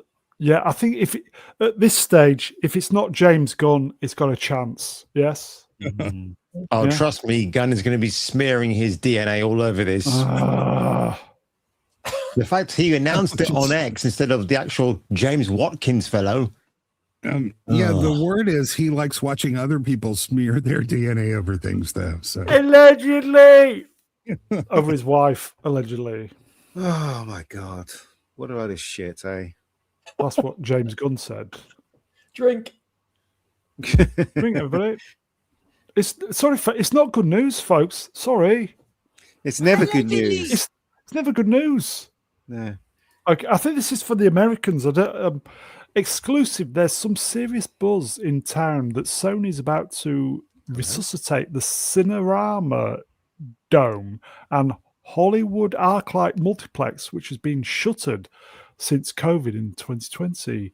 The Culver City lot is currently in talks with the Robinson Property Group to lease to reopen the historical cinema venue. I saw Terminator 2 here in 1991 in this very cinema. Oh, nice. Some deja vu feelings about it. I saw the X-Men film, the last one with Hugh Jackman. Was it the last one? I can't remember what the last one was called. The one directed. No. The one where it was the third film of the franchise. Tokyo. No, the third film of X-Men, the franchise. Oh, Last Stand. That's it. That's the one. I saw that in there. Yeah. Really? So the Cinerama Dome is right smack dab in the middle of Sunset. So you'll only have to step over about 600 homeless people and used syringes to get to the front door. Now, yeah. When I went, it was okay. Yeah. It was I'm nice. sure it was. Yeah. You could In thing the is, you 90s. could go watch a movie, then come out. What? Excuse and then, me? And then get your drugs for the evening, literally on the pavement. Amazing. When you go to LA, you got to do two things. You got to go to that cinema, and then you got to go to the other one. Was it the Mans. the Chinese one? Chinese Man Theatre. That's you've got one. to, You you've gotta got go to, that one as well. you've got to shoot up in the street and shit on the pavement. Shit up. I mean, Culver City's like the hot cesspit of Hollywood anyway. Like, it's the place to live and be in if you want to be near where all the action happens. Silence. Yeah, bogged. Let's move on then. Yes. Talk about Move along. bogged. Move along. Okay, everybody clip this. This is special. Pedro Pascal will be honoured with a star on the Hollywood Walk of Shame in 2027. I will pay a homeless person to shit on that. After it's put on there. Hey, they'll do it for free for you on a daily basis. Great. Make him walk naked like Cersei did in Game of Thrones. That would be very funny. Okay, anybody in the chat live in Hollywood? Because Ian will pay you to do stuff. Yeah, his star is actually going to be a 30-pointed star to make it look more like an anus.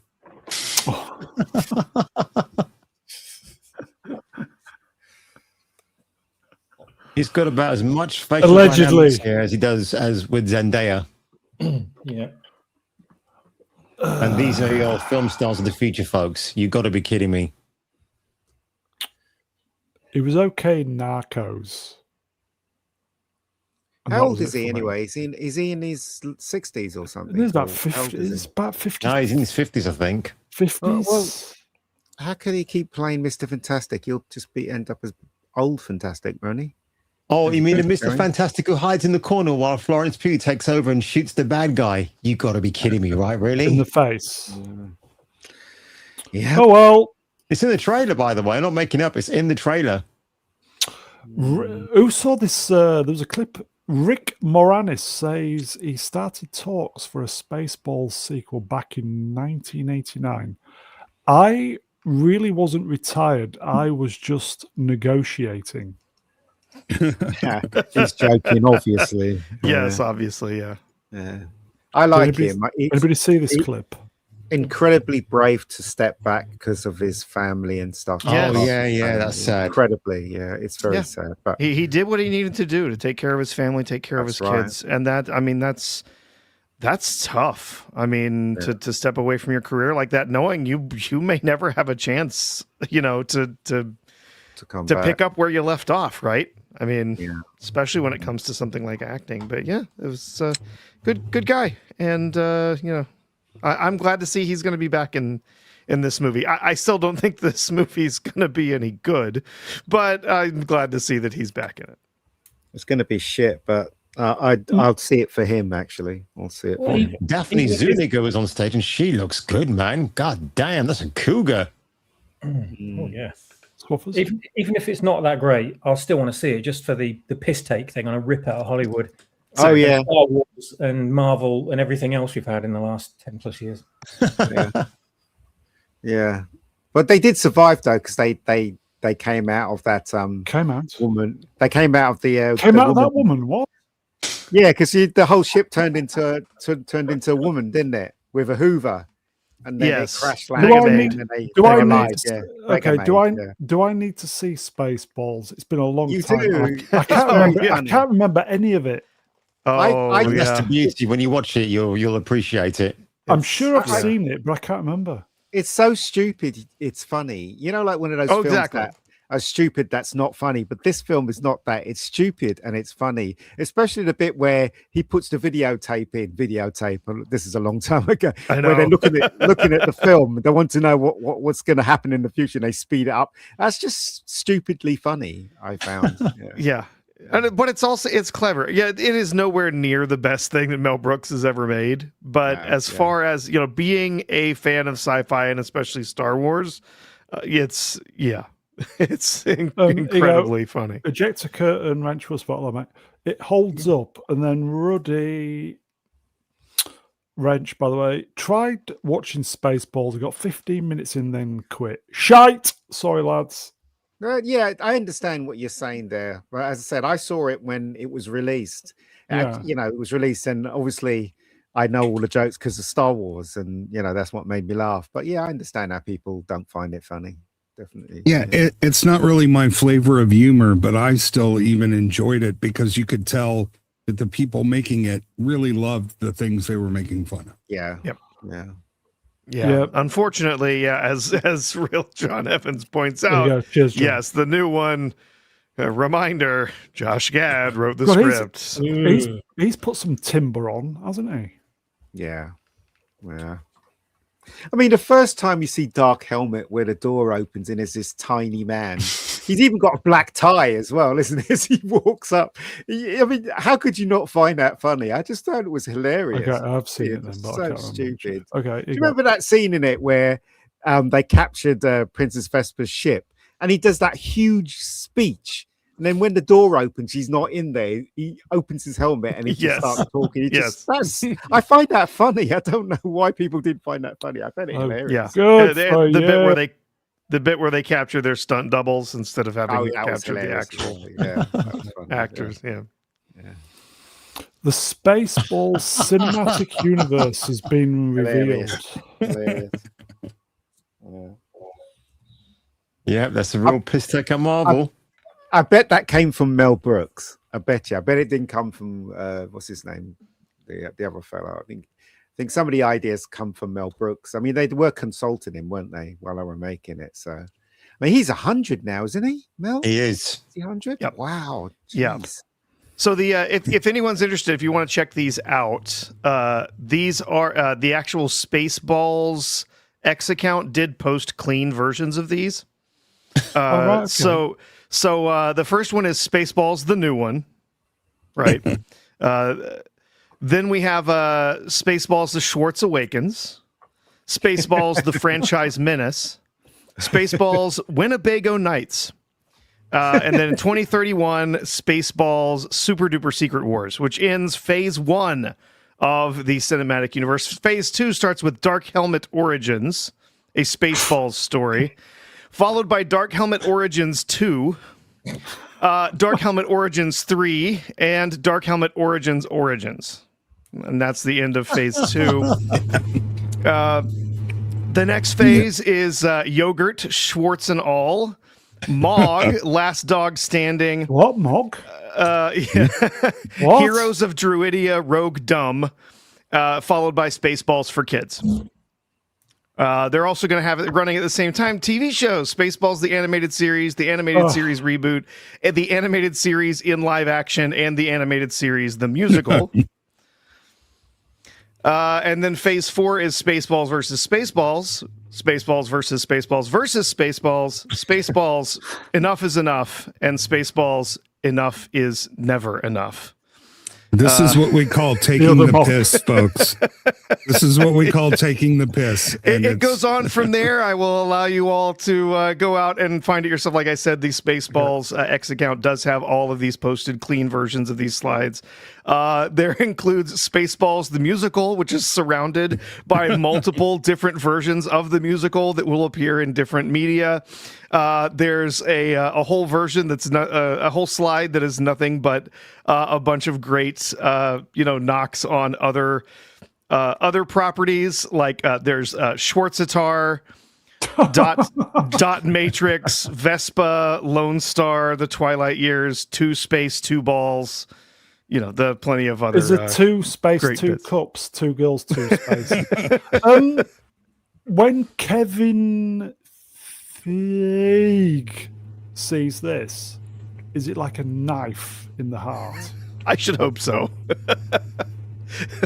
My favorite is that as it continues to move on, it uses different types of flowcharts As you can see, of course, being in business and having worked in plenty of these situations, you use these flowcharts for things. It keeps changing to different versions of different flowcharts until it gets to a point where now it's a 3-dimensional plotted space instead of just lines connecting things to each other, and it gets really absurd. So there's a lot of hilarious little gags in there. So yeah, if you check out, like I said, the actual Spaceballs X account. I think they posted it a few other places too, but they have those clean slides. You can look at all the gags in there. Shall we move on then?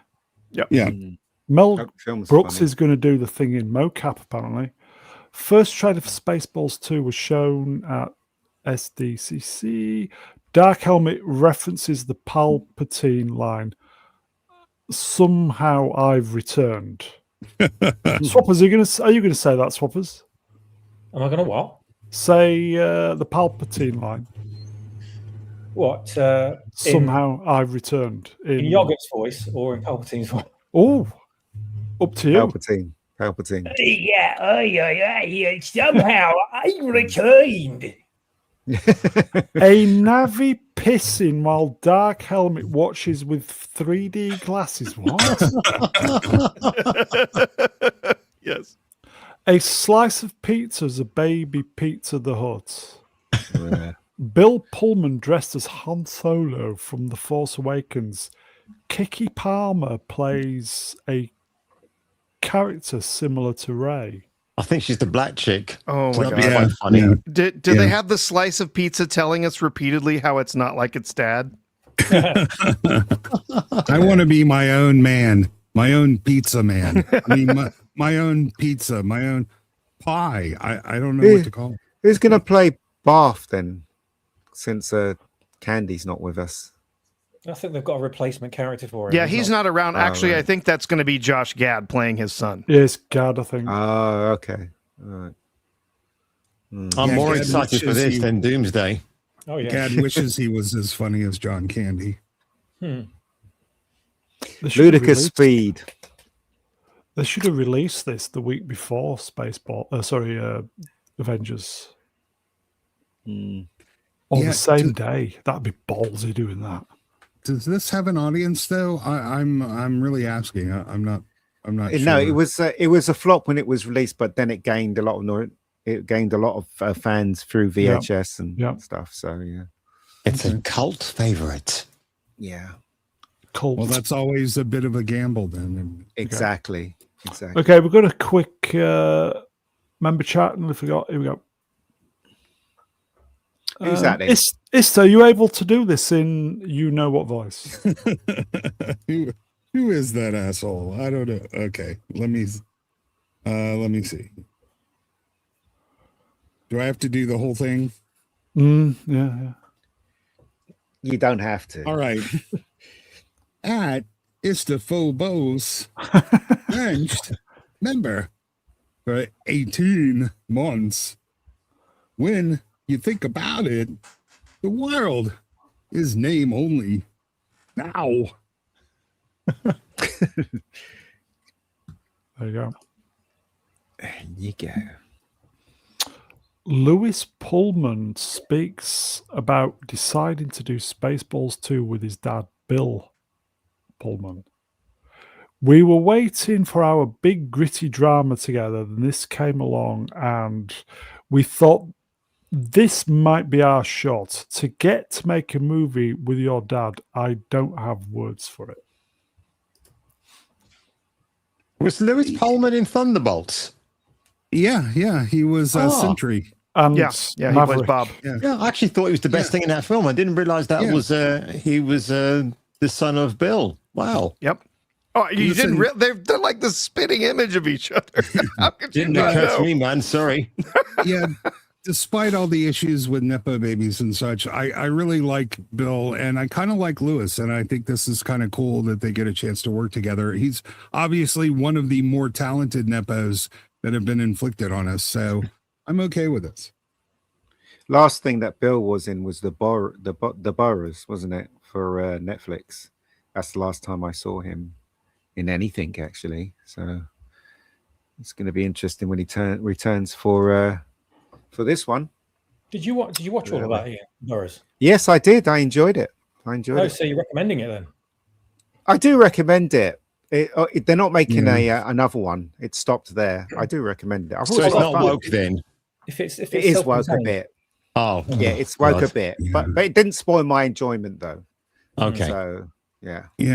I wasn't a fan of the character Pullman played in the Torchwood Miracle Gang. Oh yeah, of course, yeah. It was way creepy, but in general, I really like Bill Pullman. Yeah, he got renegade to romantic films, didn't he? Mostly, for if you look at his career. But but he's done some really good indie stuff. Like he did that, wasn't it the David Lynch film, and he did the first Boomerang Jake Kasdan film, Zero Effect, which I really like. It's one of my favorites. Well, the two that they like girls remember him for is what's that film with Meg Ryan and Tom Hanks where she had to go top of the building and all that nonsense. Seattle. That one, he was in that. Seattle, wasn't it? And then he was in While You Were Sleeping as well with Sandra Bullock, and then he done other romantic films as well. And then they got renegade. Was that there. you've got mail? Was that real mail or emails? No, emails. Yeah, very early emails, I might add. Yeah, rom-com definitely not my genre. There. It's like, okay, right, okay. Shall we move on then? I think we're all kind of optimistic about Spaceballs 2, yes?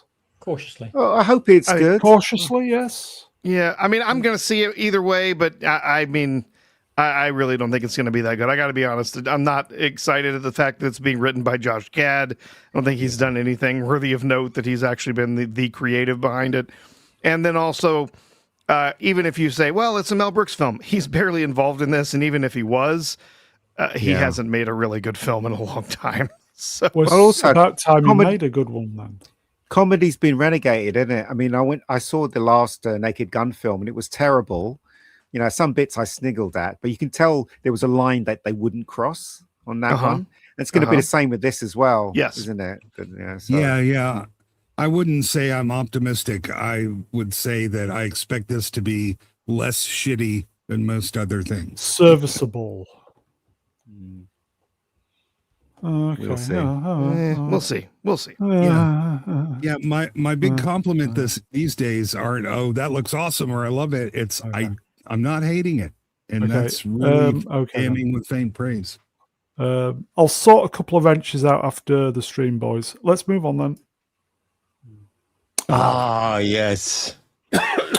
The Transformers, the movie, is returning to the big screen to celebrate its 40th anniversary on September 17. Reserve your tickets now. I think that's the UK as well, isn't it? You got the touch. You got the power. And that's by Stanley Bush. Do you have the full title for this re-release? I'm frightened to ask. It's the Transformers the movie, The Apology Tour. 40th anniversary screenings. And if you go watch the trailer for this tour, it's brilliant. It talks about how they inflicted trauma on all of us 40 years ago when we were kids, and they're doing the tour to apologize for all the trauma they inflicted on us by killing off Optimus Prime in the film. Wow. It's hilarious. It's actually, I mean, it's hilarious because it's true. I mean, we were, I was a kid. We went to the theater, we saw this, and we're like, is Optimus really dead? What's going on? It's very clever marketing. Trailer, though. Oh, it looks stunning. Yeah. The restoration of this has been incredible. It looks great. I will be buying a 4K release, UHD release of this. And it's actually one of the best soundtracks ever as well. Like General Spectre. Yeah. Oh, just some really good stuff on there. Spoilers, by the way. Yes, it is. The one with Unicron. Yes, not Z3PO. Yes, this is the one with Unicron. I still listen to the soundtrack now. It's that good. I've never, ever, ever got tired of listening to it. Instruments of destruction. This got me into rock and metal and stuff. This did, and synths as well. I owe all of that. I owe my musical taste and everything to this album.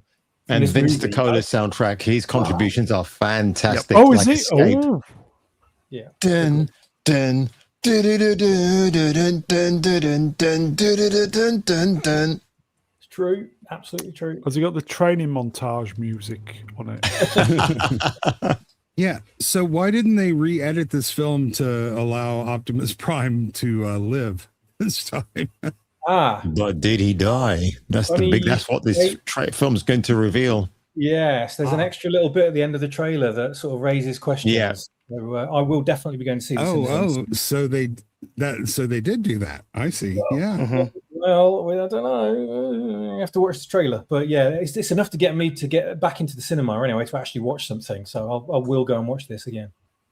And someone mentioned Weird Al's song in this. Yes, he does have Eject a Curtain, Weird Al song. Yes, Dare to Be Stupid, which was an excellent original song, but made in the style of Devo, which is hilarious. Yeah, that's right.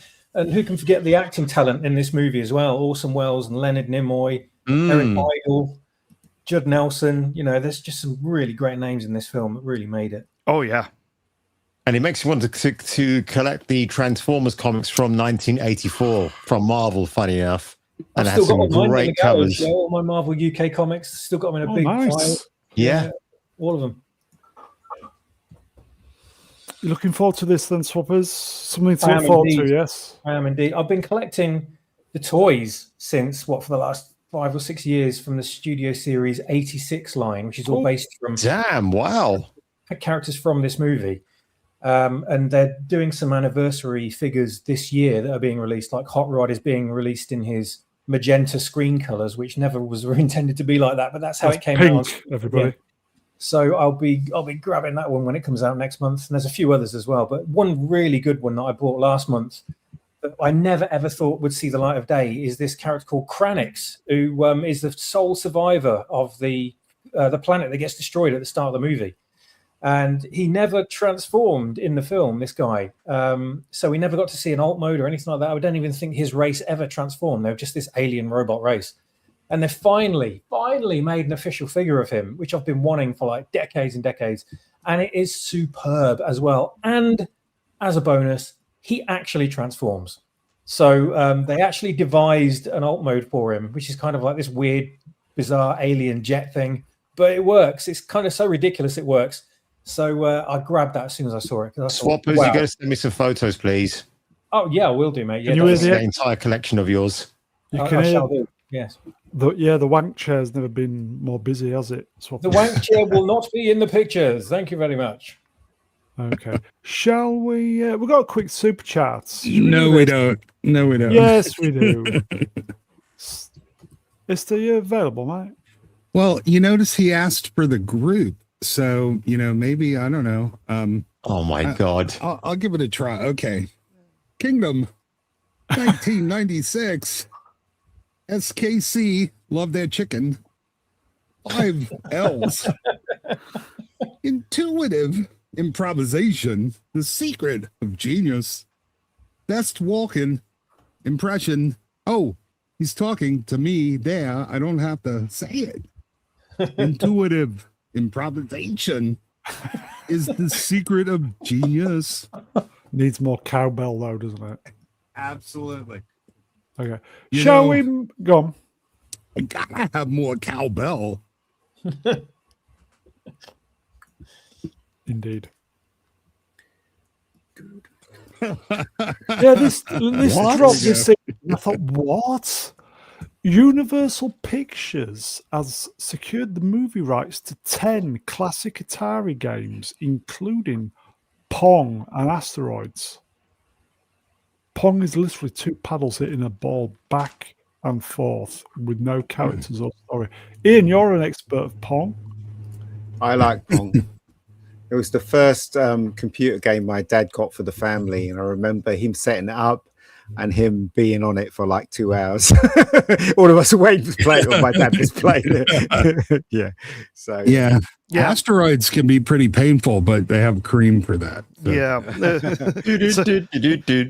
It had a different release in the UK. They just called it Piles. Yeah, it's not, but listen, piles are no laughing matter. So yeah, this is all so ridiculous. Price and I were going at this for a while on Thursday, talking about these ridiculous ideas. We're going to license these Atari video games, but yeah, we already pitched them an idea for Asteroids. So it's just going to be basically a new version of. Deep Impact or Armageddon, except it's Missile Command. That'd be a good there one. you go. Yeah. Yeah, that was it. War games. So here's my question: if they're making a movie that's a documentary about the game, they don't need to license anything, right? Like the Tetris movie, they didn't have to license Tetris for that because it was a biography. It was a biopic. Oh, okay. So what are the Atari games? You've got Battlezone. That'd be all right. That'd be a tank one. Yeah. Berserk. Was that Atari? Yeah, that was Berserk. So I think I saw it. Adventure was one of them, which was the one Price was laughing the Pole most about. Position. Yeah, they already did Adventure. It's called fucking Indiana Jones and the Raiders of the Lost Ark. Jeez. Oh, Defender, right? Is Defender one Williams. of them? That was Williams. Yeah, I can't remember. Oh, what was the other Vector one? What went round a circle in like a space? Oh, that's Tempest. Thing? Tempest. Yeah. That's a classic. Yeah. Good one. Star Raiders. That was a video game, that wasn't it? So this is going to be an interesting exercise in whether writers in Hollywood can actually sit down and pluck something from their anuses to produce something that's mildly entertaining. Yeah, I have the list. It's Asteroids, Adventure, Berserk, Breakout, Centipede, Crystal Castles, Millipede, which is just Centipede 2, Missile Command, Palm, and Yar's Revenge. Oh, well, we love Atari anyway. Should we do the next one? This sounds to me like we're going to throw shit at a wall and see which one of these ideas sticks. Then we'll make a sequel out of that one. Yeah, Breakout already actually had a little story in the booklet that it came. It's some spaceman floating around Jupiter encounters this glowing wall, and they have to shoot photonic missiles at it. Yeah. Oh, a lot of them actually did back in the day. A lot of those games came with little manuals or comic books even that told you the story behind the video game. Yeah. Okay. Shall we move on then? We'll start blasting through these then. Paramount's Warner Bros. Merger is officially on hold. Anything to add then, boys? It's going to go through. I wouldn't really say it's on hold per se. It's a temporary. They're going to have a hearing. What they're doing basically is they've said that we're not going to continue actively moving forward with this until this whatever court case is either resolved or dropped. It's thrown out. Because there's some legal reasons for this. Basically, like if there were some kind of injunction that went forward, while the case was pending, that can be really damaging, right? And so them just saying, okay, we're just going to step back and wait and see what happens is actually for them is much better than seeing if the court just does something to them in the meantime while they're trying to move forward. Yeah. So it's just it's a legal thing, and it is going to end up costing them money. But if it costs them some money and the merger still goes through versus costing them a lot of money and the merger doesn't go through, they would obviously rather for it to go through. Yeah. They would rather pay off some of the shareholders and have it end up going through in the end than have it the courts. Did I read 4 billion if it doesn't go through? All right, should we move on? It's not like they're not fighting this, man. They've got armies of lawyers on this. Yeah. The injunction. Yeah, we'll know in a month where the hearing is. Okay. The strategy is to sort of make it hurt, which is really only going to punish their states in the long run. They're going to move out of state and take a lot of jobs and money with them. Okay. For years, Lego has been one of the big booths of San Diego Comic-Con, a massive footprint in the center of San Diego Convention Center. This year, however, the company is taking its convention experience to a whole new level of brick. That's the Enterprise bridge, isn't it? Yeah. Yep. Already ordered it. Price, as in cost. It was $200. It's a little on the pricey side for a set, but it's a fantastic set. I absolutely the little details in this. If you really get in close and look at it, for instance, you have Nurse Chapel holding a bowl of soup, green soup. Hello, mix soup. Yep. There's a little tribble that they made as one of the accessories. You just like the thought that went into this, the detail that went into it is so great. The doors at the back of the bridge, you actually have a little lever to slide the doors open. Yeah. Shit. It's great. There's so much amazing little detail they put into it. I couldn't not order this. It's fantastic. And compared to the $5,000 the Master Replica bridge exactly. is going to cost. I know that does look amazing. Yeah, that looks stunning, but I'm not putting $5,000 into it. Yeah, this is a bargain. Actually, when you look at what the Death Star costs and the Star Destroyer costs, it doesn't even feel that expensive, which is crazy because it's still $200 for essentially what's supposed to be a kid's toy. Yeah. Shall we move on then? But you're looking for $1,000 for the next PlayStation, so this could be the bargain. Hey, for parents. guess what I ain't buying? Yeah. This console gaming is dead. Screen Rant can exclusively reveal the Mattel Brick Shop Halo Warthog ahead of its official unveiling at San Diego Comic Con. It does look very good, the Warthog. I had a quick look on the web. Look on the website. That's really good. No price or anything. It does look very good though. One for the Halo fans. Shall we do the next one then? Yep. Halo campaign was out this week. 7 IGN 7. Yeah, it's really funny because it's a 17-minute long video, and the two reviewers, because apparently one can't handle the truth, they just said, yeah, there's some good things about it, but it's an Unreal Engine built over another Unreal Engine, because the original engine was Blam from Bungie, but if they're talking about another Unreal, it's probably the Master Chief Collection, which for me is the better version to buy. But they still gave it 7 because, they didn't want to address the fact you got some stupid female Marine that wasn't in the first game, or that the prequel. And that Sergeant Avery Johnson, like one of the coolest black dudes in video games, they've given him like a complete facial rewashing or something. He looks ridiculous now, like Uncanny Valley stuff. So, and again, oh, by the way, if you buy the physical edition of this game, you need an online connection to play it. How stupid is that? Oh, no. Well, yeah, look, just buy the play it. Yeah, just buy the Master Chief Collection. There's no reason to they fired everybody over at Xbox. All they have left is, and look at what it says, a lean retread, a test run for the future. Like, that is not selling me on anything.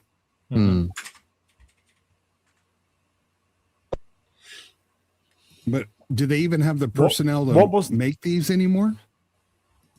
What was the platform for Master Chief Collection? What was it on?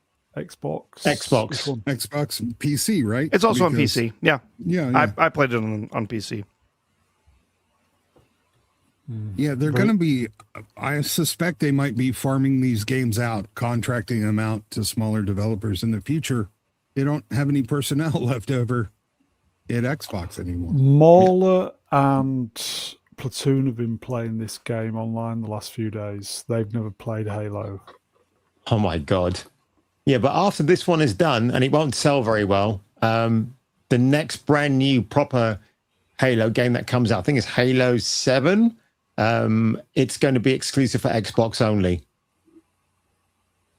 Will it get an IGN 7 for Halo 7? It probably will. Okay. So Xbox is cutting off its PC ports even?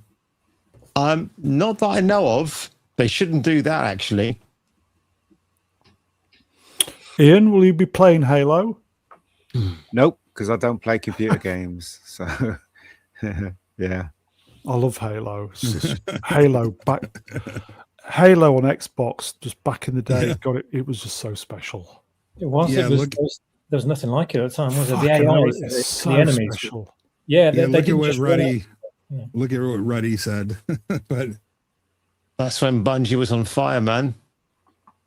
it's actually they call it Halo.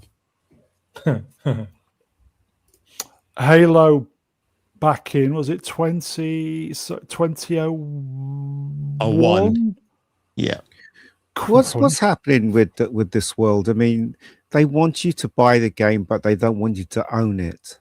Mm-hmm. It's madness, right? That's crazy. They're doing it with everything. That's with everything. Yeah, it's happening with all media. Yeah, they're trying as hard as they can to eliminate all physical media, so that you don't ever actually own it. You have to constantly rent it from them in order to maintain your access. Yeah, Absolute dog shit.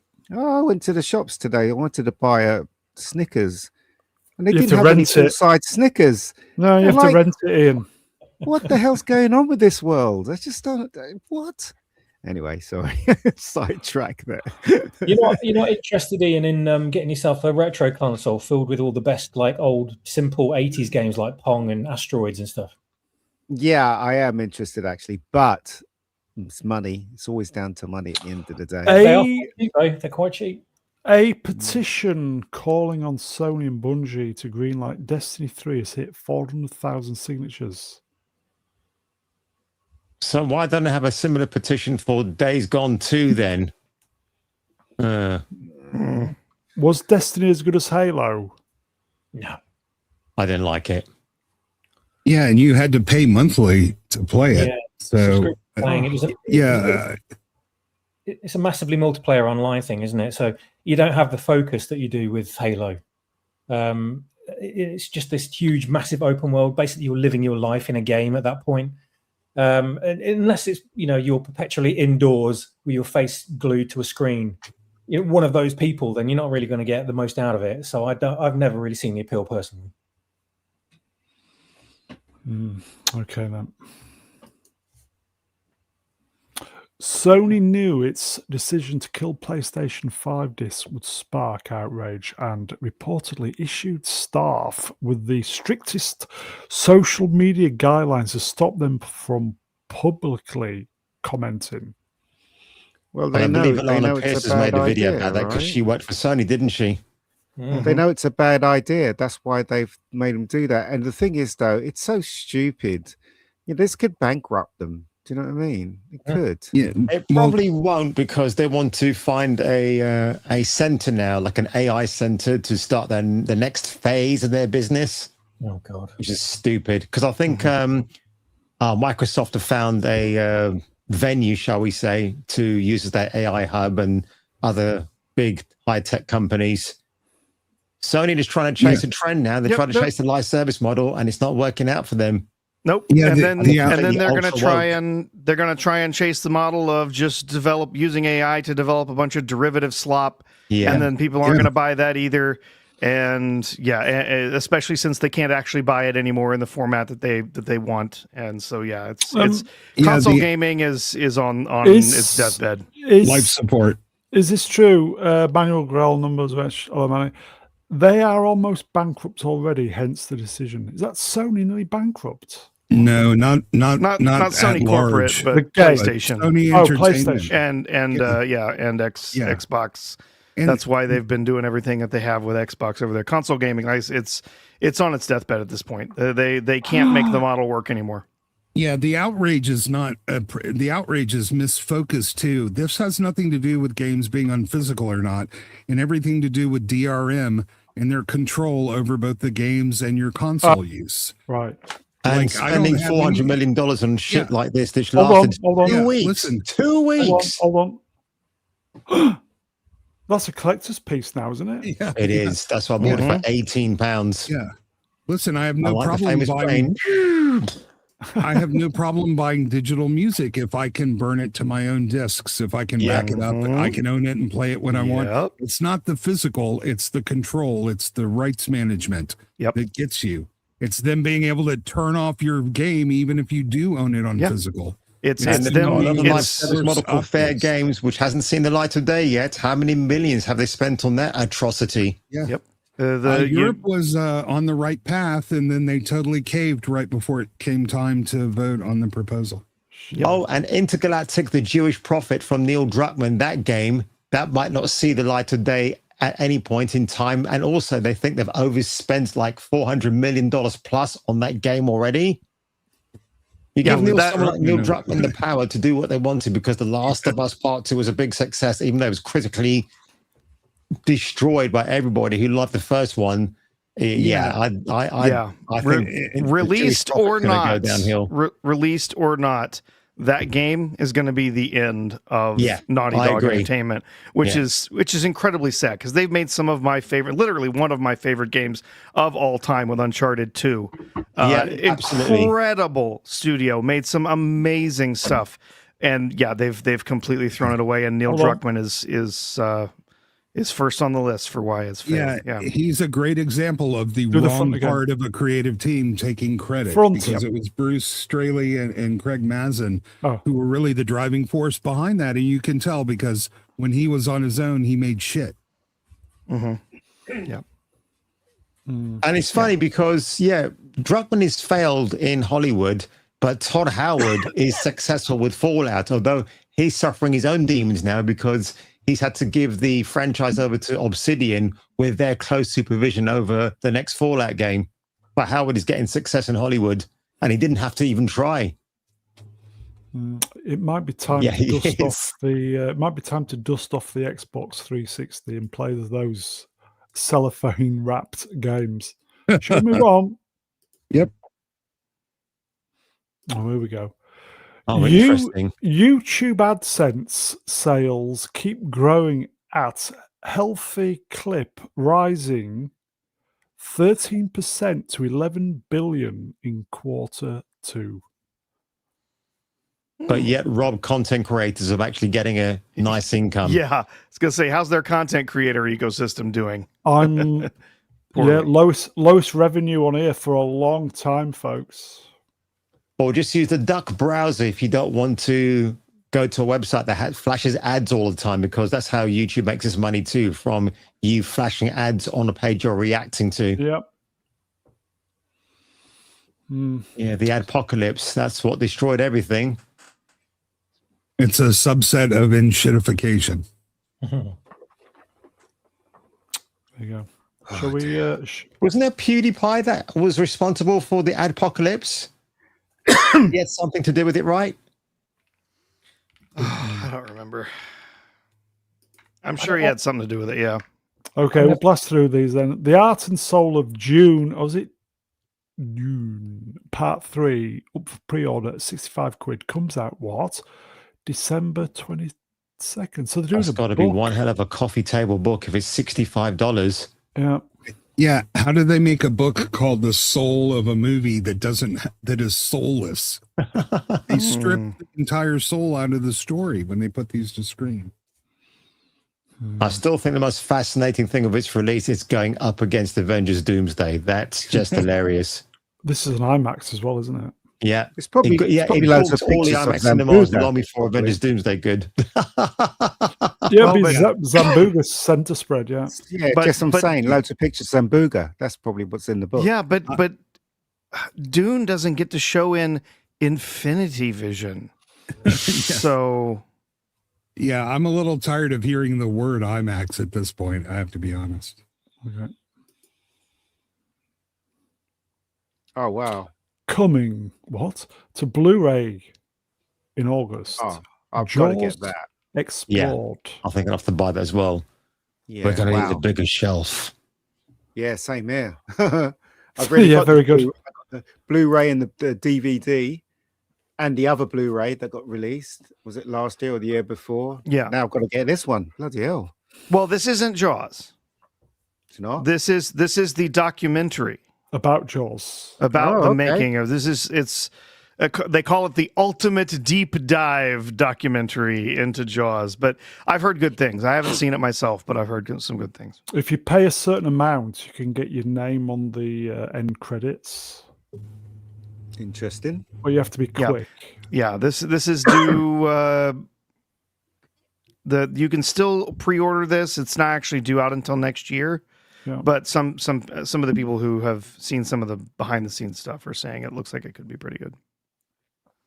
Yeah, look how far back they have to go to find something commercially viable.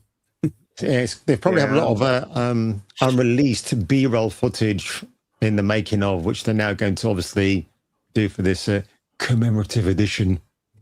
Yeah, I've seen some clips on YouTube a long time ago when they were interviewing them, and when they were actually on the island and they were waiting for ages and ages for the shop to be repaired. No, but yeah, so I'm assuming all that's going to be on there as well, with Robert Shaw Robert Shawshank. Robert Shaw actually slagging off everyone. There's a clip where he's just slagging off everyone. Prof, is that the link, Prof? That's a link to their project on Creator VC. Yeah. Check it out, folks. It does look good. Yeah. Shall we move on then? That's very competitive, $79, considering. For like a collector's edition with a disc and booklet and all that stuff. Yeah, it's not bad. Michael J. Fox on 35 years since coming out. What? With Parkinson's. It's really prolonged my life and made my life interesting in a way that I didn't think it would be to this point.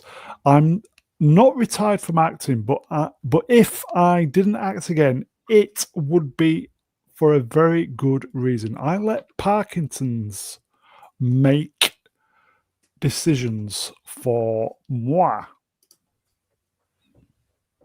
Mm-hmm. He's very brave. He was in that TV show with Harrison Ford, wasn't he?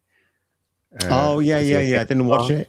Shrinking, is it Shrinking? No, I can't remember what it's called. But yeah, was it good? He's very well. I only saw it on YouTube a clip because I don't have Apple TV. I saw the clip on YouTube, and yeah, he was Michael J. Fox. Do you know what I mean? So yeah, he did a run on Boston Legal where he had a relationship with one of the lawyers there. It was, it was a pretty good run. I think it went for 5 or 6 episodes. He had his own TV show as well, which was pretty good. Yes, it's kind of done like a sort of a real life sort of like Modern Family, but not quite like that. Mm. Yeah, it's a shame. If you haven't seen the documentary, still, that they made with him, it's really good. Yeah. It's a shame that he turned out this way, because if he hadn't, he'd still be going, in my opinion. He'd still be doing TV, still be doing movies, So, you ever get Back to the Future 4? No, we don't want that. No, we don't want that. Funny you mentioned Modern Family, because Julie Bowen, the actress that plays the mother, that was the lawyer on Boston Legal. Oh, interesting. Oh, wow. I had no idea. Wow. Holy shit. Small world. I've got to carry on watching Boston Legal. I like that show. Monica Potter. Whoa. Family Ties was made for the blonde woman in the show, the mother. It was made for her, but they soon realized that the popularity of Michael J. Fox, and they had to switch the storytelling towards his character mostly. So yeah, it's crazy. Yeah. Too soon, Emperor Goodwin. Too soon. Yeah, Jay, behave. Yes. Oh, yeah.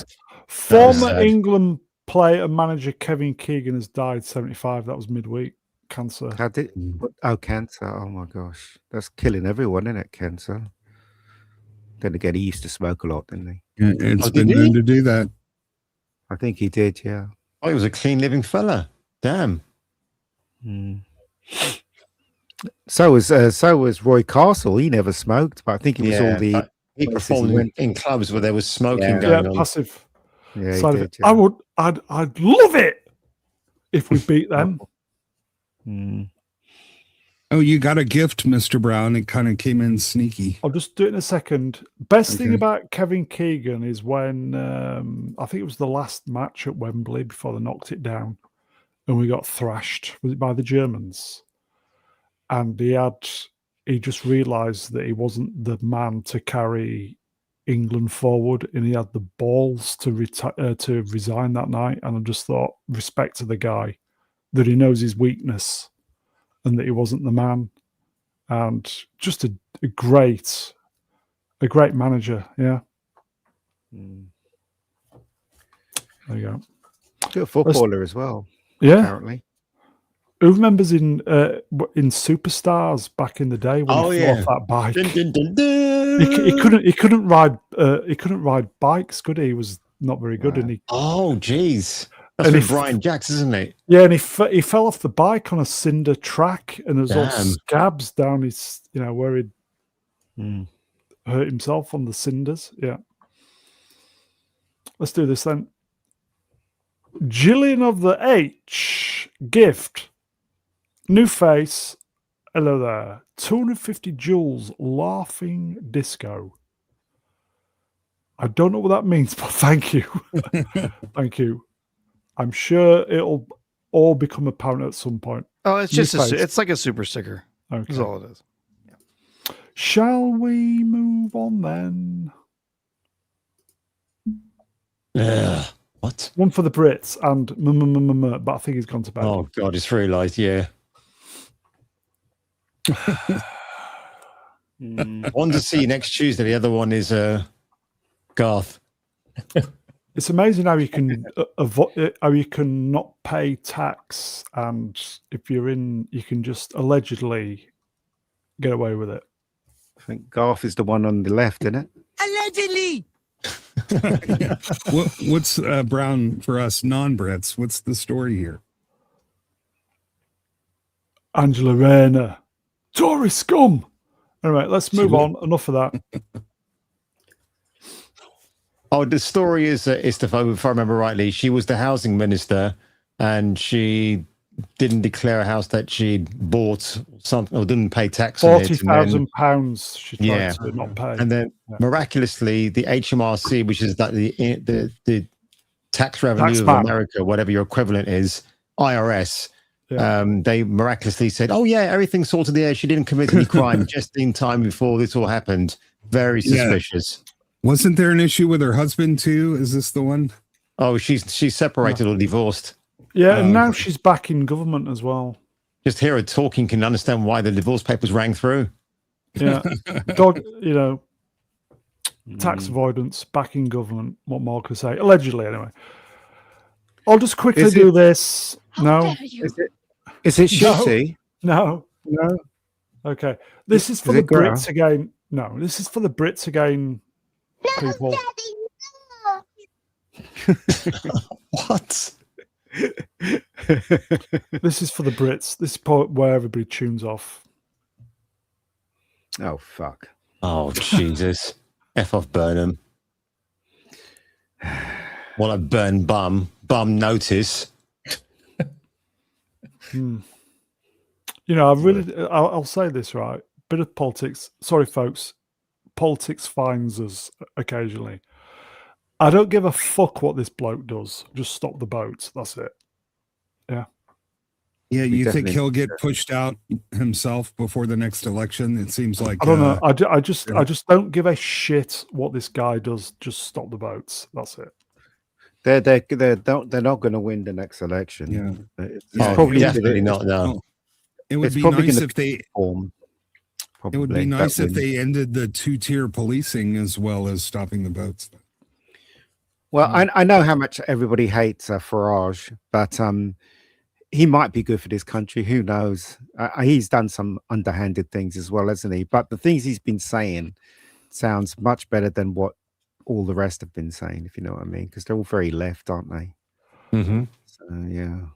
It's the number one issue on the streets, everybody. Stop the boats. That's it. Nobody gives a fuck about anything. Just stop the boats. Shall we move on then? Yes, please. And finally, not related to Michael Burnham, by the way. Might as well be. Yeah, just as fucking good. Okay. Everybody should get your Burnham bingo cards ready. really good. And finally, Hey, it's me. 4 years ago, Ian and I Chinese man on the met right hand side. up Hello. in Dallas. He's not Chinese. I was 4 talking about years you, you later, fool. Ian and I met up in London. What's the story, Ian? That's Father Miller. You know, everybody knows Father Miller. He's Frank great, Miller. isn't he? Father Brown? Nah. No Oh, relation. come on. This is a father. This is a priest. And he has his own YouTube channel. Oh, And he knows Gary and he knows all those mob and stuff like that. wow. So, And you know this guy? He's a big yeah, fella, isn't I he? do. He's huge, yeah. He's a Or big is it fella, because but he's you're small, Ian? well, I am small, but he's a really nice chap. He really is. No, he A seems lovely it. chap. Nice, yeah, nice to meet him again. You know, just to steer very much in because he came over here to go to the Red Dwarf convention, which was in Scotland, Nice. I believe. So he met up with PJ, and then he met up with Dan. He went down, he met up with Dan, and he met up with me. So yeah, really nice guy. So you're Seriously, I third on can't the fault him list. at all. What's that? Yeah, well, were it's third coming on the down from list. Scotland, and it's Scotland, and then what is it, Birmingham, Wow. and then London, wasn't it? So That's yeah, commitment, man. Damn. yeah, really nice guy. Really nice guy. I can't say anything bad about him at all. Terrific guy. Typing. Just fill for us, Ian. What? What can I say? We had a beer. I had a beer. No, he I don't know. He didn't drink any beer. I don't know what he drank actually. But yeah, there you go. But that's what I look like now. You see, I don't look like a Muppet or Roland Gift. I don't look like, this is what I look like now. So there you go. There you go. Okay. I'm kind of thinking that is it, folks. Mm. Bear with me. You didn't talk about the Rocky, that I play Rocky, or did we talk about that last week? I can't We remember. talked about it last week. But you know, Sylvester Stallone hasn't given his blessing, has he, to that? No, film? he has. That's really. Oh, he No, has. he did. He did. Oh, right. He had a okay. Zoom Well, conversation with the actor that's playing him, so he did. okay. That's nice. Bear with me, folks. I think we're going to be here. You go. Wayfarer project. Babylon 5. The Fall of Night. Season 2 finale up next. Big Kosh reveal. It's going to auto raid, folks. So if you're into your Babylon 5, sit tight. It will auto raid. That episode was such a huge, fucking great episode. such a big deal at the time. Absolutely. Yep. Mega episode. It was So like if you- 2 years of foreplay finally Yep. resulting in hitting that. Yep. So if you're into Babylon 5, folks, Babylon. Babylon 5, fill your boots. Chat your the Jamaicans. Chat, you're wonderful. Thank you for the interaction, the super chats, the gems. What else? Member chats, interaction, memberships, Atwell's Autos, cheers. Just everything, folks. You're the best. Thank you. Thank you. Like Joe Esposito, you're the best. You guys, genuinely, guys, you keep it going. You keep it going. When times are tough, you keep it going, folks. So, chat, you are wonderful. Shall we go big screen with the guests? I think we should. Bear with me.